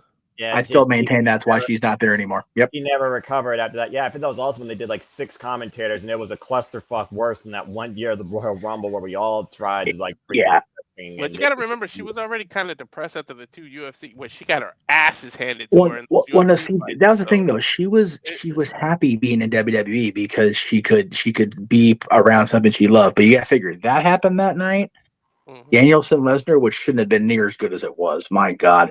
And Enzo's fucking stupid stunt that people still give me shit about and disliking to this day. It's like, dude, that fucker's banned from the building. Like, I can hate on that. Accurate. Because it's because of that he can't, I mean, he could skip that show if they went back, obviously, but that's a big reason why he's not on the full-time roster anymore, because he can't go into the arena if they come into LA. They gotta wait till they go to the freaking pond or something. It's so stupid of him. So, it's not that I dislike him anymore. It's like I'm over it, but the fact that one of my dad's favorite acts can't be there. That was the reason. Yeah, see. Much like this fool almost got our camera broken at a UPW event. You heard me. Emmanuel was the reason we lost Ronda Rousey. So because I started the crowd chanting, "You were Kurt's bitch" to Luther Reigns. And Luther looked right at the camera, which actually was UPW was using our camera to do the ringside cam, and he smacked the shit out of that camera while Nagel was holding it, unfortunately for Mike, and just rocked him into next Tuesday. And the camera, it still worked somehow, even though like the lens piece and the rest of it were like sideways. It was like How is this fucking? We cut promos on that shit after that same Speaking night. of smack the shit up, man, Luke Harper. And to think, smacked we the didn't even know each other at that point. I know, right? God, it's Look at what- I look mean, at we, what developed. yeah, it's true. We did at that point. Yeah, Dude, Luke, I can't Luke believe that shit was Harper- 20 years ago. That shit yeah, 20 years ago. That shit years ago. floors me, man. Luke Harper gave my son. I was sitting close. He gave my son the most gentlest high five, and then saw me and smacked the living shit out of my hand. I will never Who did forget that? when he did that. Then he smiled. Luke Harper did that. Oh, Luke Harper, yeah, and yeah, then yeah. he just smiled at me. That's what Brody it always. Lee. I remember. Brody's such a gentle giant. Yeah, God, he was yeah, great. he was Oh, so nice I to my love that son. man. He saw me smack the living shit out of me, and then just smiled. Yeah, That sounds but like Luke. I think overall, though, 2019 weekend with NXT TakeOver War Games and that Survivor Series stands out all time as my favorite for me in Survivor Series. Yeah, as far as the worst, I mean, it's really hard to beat those mid 90s, like 93, 94, 95. Those shows were rough. What about the one Chuck Norris was at? That was 94. Yeah, that was rough. Like, Where he like freaking did okay, like a roundhouse kick to Jeff Jarrett.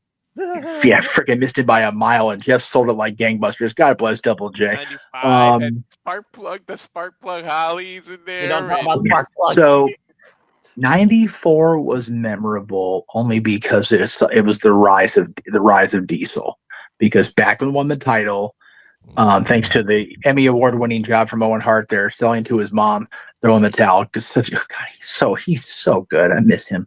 But then Diesel won the title from Backlund in the Garden, and then Undertaker getting his finally his revenge on Yokozuna with the casket match, in which Yoko went into the casket at the end of 94, came back at WrestleMania, somehow gained 80 pounds or something. It's like, what the hell was in that casket, Yokozuna? My goodness.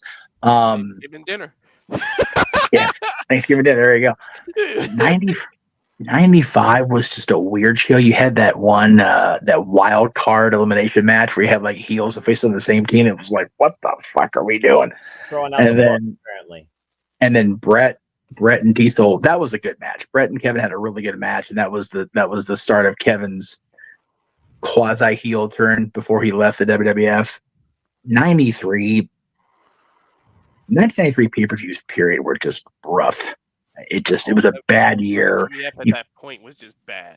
Yeah, but Survivor Series, it was like they could tell the luck experiment had failed. Like there was no doubt about it, and they put that tag match with him and the Steiners, and it ended up being the Undertaker, because Tatanka got hurt.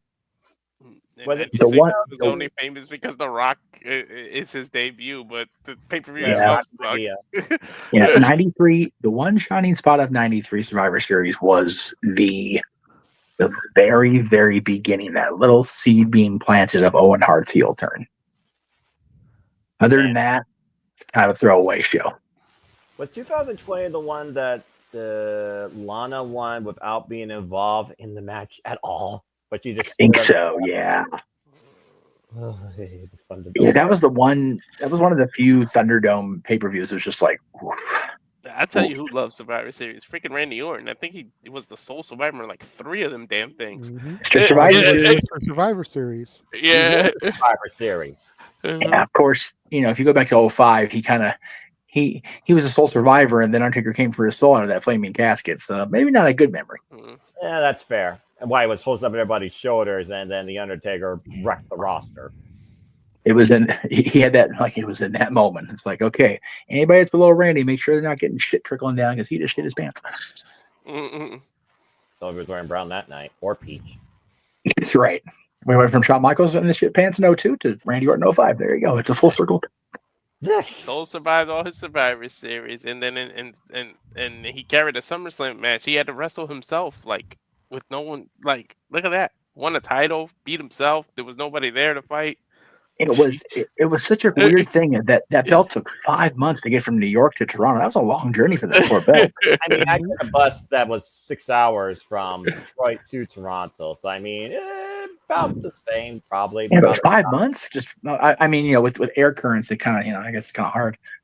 It was probably easier to cross the border back then, too. I don't know. Well, you got to figure it's not like a championship can talk to people.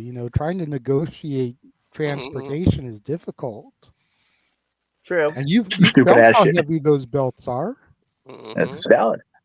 So Especially in that order big to gold get belt. the correct air current or the waves, the stream, Oh my god! it takes some That's some work. dumbass shit. We're losing our minds here. So great question. And then they all met in the middle with with the title Lita threw into the water, and then the title Stone Cold threw in the water. They just all met each other. Lisa, of course, trashed the WWF Women's Championship. I mean, Yeah, I saw the comment there. It's weird that Randy returned from that major back surgery injury last Survivor Series. Now he's not going to be part of this one. Nor is Punk, apparently, it looks like. well, I don't know when we're going to see Punk again, quote unquote. Valid. He and McIntyre destroyed each other inside the first Hell in a Cell that married in WWE over the last decade, probably. Well, other than Edge and Balor. Edge and Balor was Come good. back at Royal Rumble as one of the The surprises. WrestleMania, I'll give you that. WrestleMania 39. Cody and Seth Oh, was yeah. a damn good Hell in a Cell with the forgot. torn pectoral. I forgot. And it wasn't Red Crate of Hate at that point, was it? No, Was it? There you go. No, No. I forget. Yeah, I forget what. Was it? That was the year that they brought it. They changed it. yeah, it was the first one where it wasn't the Red Crate of Hate. Right, I remember that because I was like, when they announced Edge and Balor, it's like, oh, I'm going to see the Cell in person at Mania. Fuck me. And there it was. Yeah, that's fair. I mean, it was no longer the milk crate. So, I mean, yeah, but again, that's also a different pay-per-view. So, I mean, Made for a hell of a t-shirt, though. Yes, it did. I'm sure it did. We talk Well, about. I kind of missed the classic blue steel cage too, with the big ass holes you could put your foot through. I kind of missed that son of a bitch. So as a fan, I do, but as a friend of workers, I'm glad it's gone. Yeah, That shit was lethal. Ask Mick Foley and his head. Oh. Yeah, I can only imagine how much that hurt to take and how difficult that was to set up and maintain. That shit was designed specifically for Hulk Hogan and King Kong Bundy. They just left it for whatever it was, 10 years. Yeah.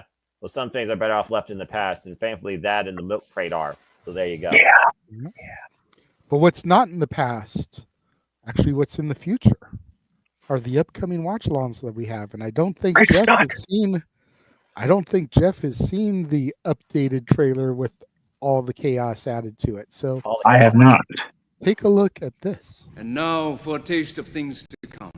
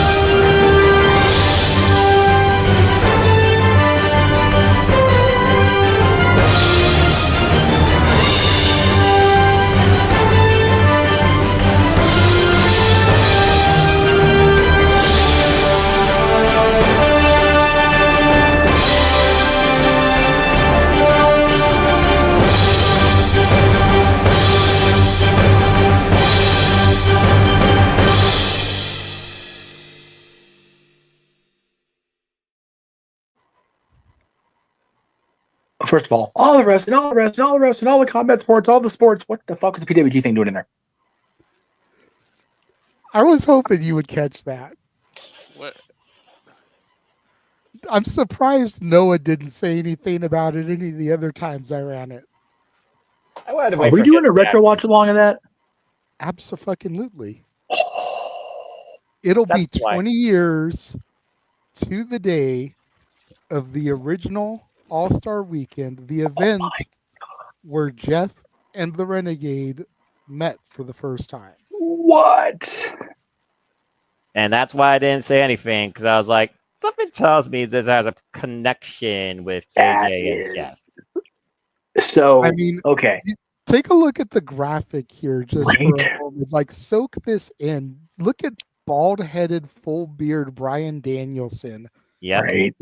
19 years ago. Yep.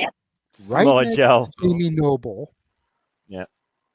AJ Styles when he still had the farm boy Midwestern comb down hairstyle. I personally enjoyed that most, honestly. Look at generic. God damn, look at these guys. Look at Jesus. blonde-haired Chris Sabin. Look at Kevin Steen. Oh my El Generico God. and Kevin Steen. Let's freaking go. Yep. Let's Kevin look at Steen. Chris Hero. Looking like Frankie. he just graduated from high school. Right. Look at Petey Williams. Oh, Canada. Freaking Frankie there in the middle looking pretty much the same except for the hair. Christopher attitude. Daniels, who looks like he was half of these dudes' dad at that point. No shit, right? Is that Jamie Noble? Yes. Fucking Rocky Romero looks almost exactly the same too. Jesus right. Christ. This was my PWG debut. Jeff had been Yep. going for a while prior to this. I don't Yes. remember how much longer, but probably about at least 3 to 6 months. Rocktoberfest. So I think it was September of October of 2020. Yeah. No, I take that back. I take that shit back. It was in June because July was reason for the season, the cage match with Frankie and Pierce. Yes. Okay. So June. We've been going almost a year. year. Yep. But that was my inaugural PWG show. And that was the show where I first met this man. Yep. And then you figure 20 years later and look at what the friendship has grown into. Crazy. Yeah. He was doing his thing with no DQ. I started doing my thing. He had his falling out with no DQ, came to the Casa.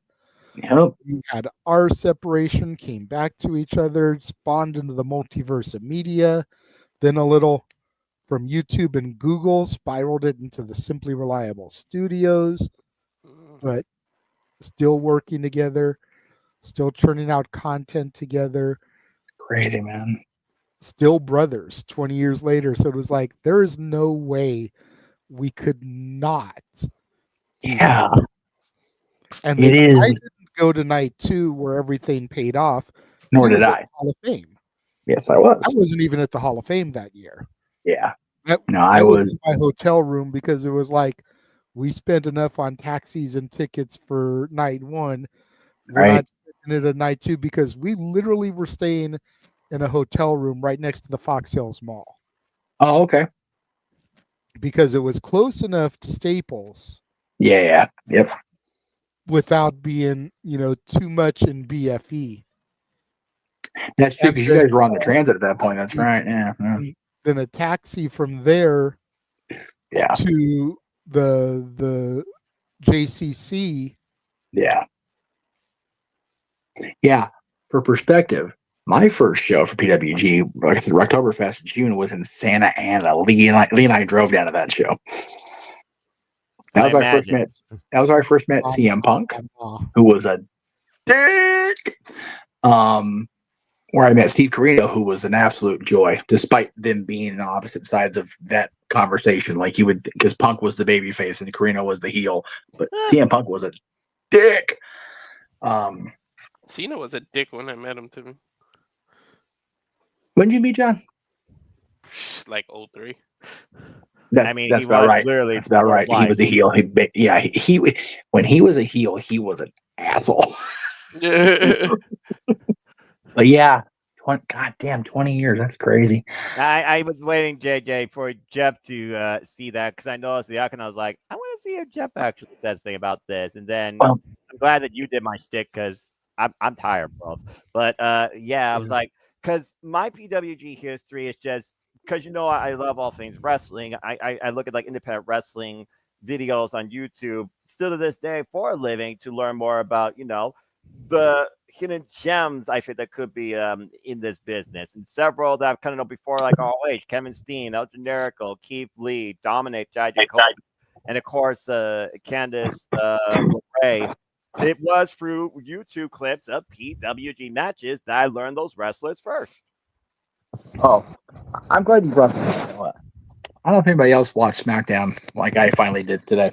Yeah. I saw it. Yeah. It was fucking weird seeing Bailey and Candace. I'm not gonna lie. That was like That old was, school yeah, SoCal Davina shit right there. Rose and Davina Candice Rose. LeRae. Davina Rose, yeah.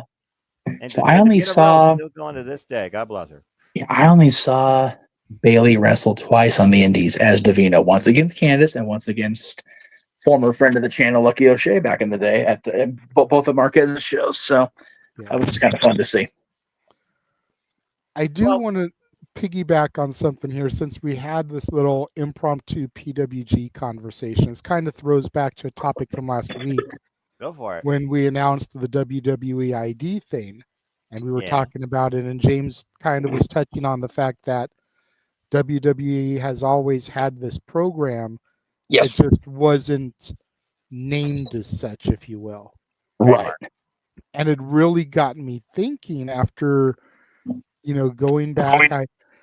Because remember, I joined late last week, so I went back and rewatched the episode so I could kind of see everything that went on. And hearing him talk about that, it really got my brain thinking. So I went back and I Googled the show that Fit Finley was on for PWG.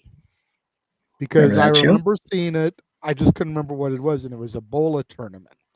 Yeah. See that. 2011 Battle of Los Angeles. Now, I'm going to rattle off some of the names that were on this card that Fit Finley performed on, and tell me if they made anything of themselves, with WWE. I'm just Chris Hero, Cassius Ono, Mhm. Kevin Steen, Kevin Owens, El Generico, Sami Zayn, Claudio Castagnoli, Cesaro, Roderick Strong.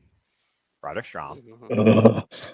Any of those guys ever make anything for themselves within the WWE system? Chris Hero maybe being the only exception.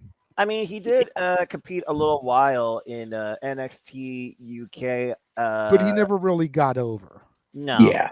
Hence Yeah. why I said made anything of themselves. And then So also on that card, you had guys that maybe you heard of dabbling in TNA and Impact Wrestling. Oh, there's a guy named Eddie Edwards and another guy named Willie Mack. Yeah. Well, Willie Mack, And there's a guy that's even performed in AEW by the name of Scorpio Sky. Oh yes. SCU. So just one or two guys that actually made careers from themselves, right? The same show with Finley. Well, and look at Fit Finley's son, David Finley. He's freaking gonna be part of Wrestle Kingdom now, 2 years in a row, considering a title that he basically made come to fruition after being in John Moxley and Ospreay last year, destroying their championship. So, generations of Finley still going. Jay, were you at that show, Mercedes? Yeah. Okay, that's what I thought. I will forever remember it for all the wrong reasons. Right. Because it was a night where my markdom shone through. As I had to borrow a Sharpie from one of the boys so Finley could sign my program. Yep. I remember talking about that. And the boy I borrowed it from was Claudio. Yes. Who, Claudio I see on TV today would murder a motherfucker for asking him that. Thankfully, we knew him well enough back then, so he kind of let it pass. He is something else. But modern day Claudio would murder me for that. Yeah, Claudio would stick that Sharpie up your nose. To your brain. That'd be the most yellow thing he would do. While Moxley reaches through my ear capsules to pull it out through the nostrils. This is valid. Probably accurate, considering that now called Better than shining it up real nice, turning it sideways. Never mind. I almost would rather have that, Walter. I don't think it was painful. Yeah. And it would be easier to remove. So I can't speak on Generico, but I know for a fact that Regal seen Steen at that show cemented it. He's like, I'm signing this guy. I don't care what it takes. I'm signing this guy. So I'm sure he saw something in Generico, Sammy as well, but I was told for a fact that it was Regal seen Steen at Bola 2011. I was like, okay. Talking to Vince. But yeah, you know, hearing James say that made me think about that night, and like, yeah, it makes perfect sense because 90% of those guys were a part of your NXT. Damn it. Yeah. And the ones that weren't went to TNA. Yep. Willie Mack, former X Division champion. Yep. They made Which an impact. I still can't tell you how proud it makes me that my boy one held of us, that dude. championship. One of Not- us not from that the crowd. variant of it, but still. Yep. Yeah. Yep. So cool. But yeah, Yeah, so it when I was- realized it was the 20th anniversary, I'm like, dude, we have to do this. I'm looking forward to this. This should be a lot of fun.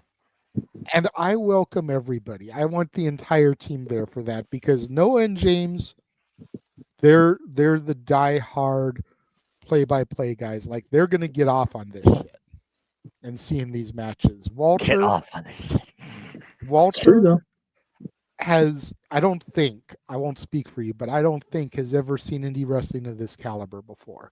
Not of that Because caliber. PWG was basically Ring of Honor West Coast. No, very much so. That was the joke at the time. Plus, we had the influx of TNA talent. And actual Ring of Honor talent. And then you had me and Jeff who were actually there. Yeah. So to cool. Speak from the fan standpoint. Yep. And believe it or not, Jeff, both nights of this are on YouTube in full on Johnny Storm's YouTube. That's why. Okay, that makes sense. Johnny Okay. Storm was a UK wrestler that performed on the show. Yep. So he probably got the permission from Gorilla to put the shows on his channel. We hope so. That's why we're going to do it. Because I can actually find the shows on YouTube for free. We don't have to pump them through a Discord or nothing. That's awesome. And we can all watch it together. I have not watched that show since that show, and I will wait now. I will wait. Seriously? Damn. I used to go back and watch it all the time because when I first would try to get people into Gorilla, that was one of the first shows I would show them because that was my first show. I don't People own. getting out of the way when Joe is fighting AJ Styles and Joe's about to fly, and me staying in my seat and having a 300-pound Samoan land at my feet because I didn't fucking move. A little rough. A little rough, yeah. I learned for the next show, when Joe goes flying, you get the fuck out the way. This is accurate. Much like he does when somebody else goes And flying if you in. go, and if you start going through some of the other shows, if we could actually find full copies of some of the other shows, you will see me very prominently throughout some of those. Yes. Because What I was was the on show the. that? Go ahead. But what was the show that Daniels and AJ freaking went off on Chris Jason Hart? Takes Or what? PWG. Okay, that's It was, what it was that's the right. next month. It was May of 2005, Friday the 13th, 2005. They named the show Jason Takes PWG. That's right. I'm And it getting the was signal. Christopher Daniels versus AJ Styles, and they went to a 60-minute time limit draw.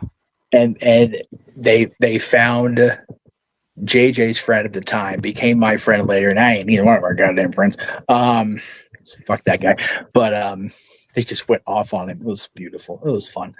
I'm being told I need to remove and be off the air here because I do have stuff to do, unfortunately, with my mom being absent from the house tonight. We're about to call it a night anyway. I'm about to say, we got a That's whole fair. nother hour, That's and fair. let's That's end fair. this thing. The lame That's fair. Monday Night Raw. I mean, great. But thank you again, Dominguez, for all of that, and thank you for the PWG history retrospective. I love how the super chats just go off on these tangents. We got I'm a rant so from JJ thrilled. regarding the holidays. Just saying. Yeah, and I'm gonna say, Emmanuel, the next time you get a rant like that, it's gonna take more than $2. I'm saying. I didn't expect that. That was passion right there, baby. That's the passion that I showcase when I'm friggin' blasting something that I love or chastising something that I hate. That's NAF levels of passion right there. At least he gave me $2. Noah gave a free one when we were doing NXT. I was like, damn, Noah, calm down. They gotta pay $25 for that. Look. That Wednesday, I had a fucking nightmare day at work. My phone is a piece of shit. We were in ECW. I had to go Joey Styles at least some point during that night. There you go. Oh, good stuff. Always. As far as go ahead, Jeff. As far as shows for me, I'll be on Monday. I actually have a theme for Monday's show because of what day it is. Monday's Beaches Musings will be tribute to the troops, and that's. But I'm not talking about the U.S. military service folks either. So stay tuned for Monday's show. There you go. And like I said, we had already gone through all the other shows. We even plugged your graphic as far as where people could find you. Oh, yes. Yes. So that all being said, for the simple man with the spectacular voice, for Jeff motherfucking Meacham, for Mr. Reliable, I am the Renegade of Wrestling, JJ Williams. Thanking everyone for joining us here this evening. We will see you guys next time. Have a good night, folks.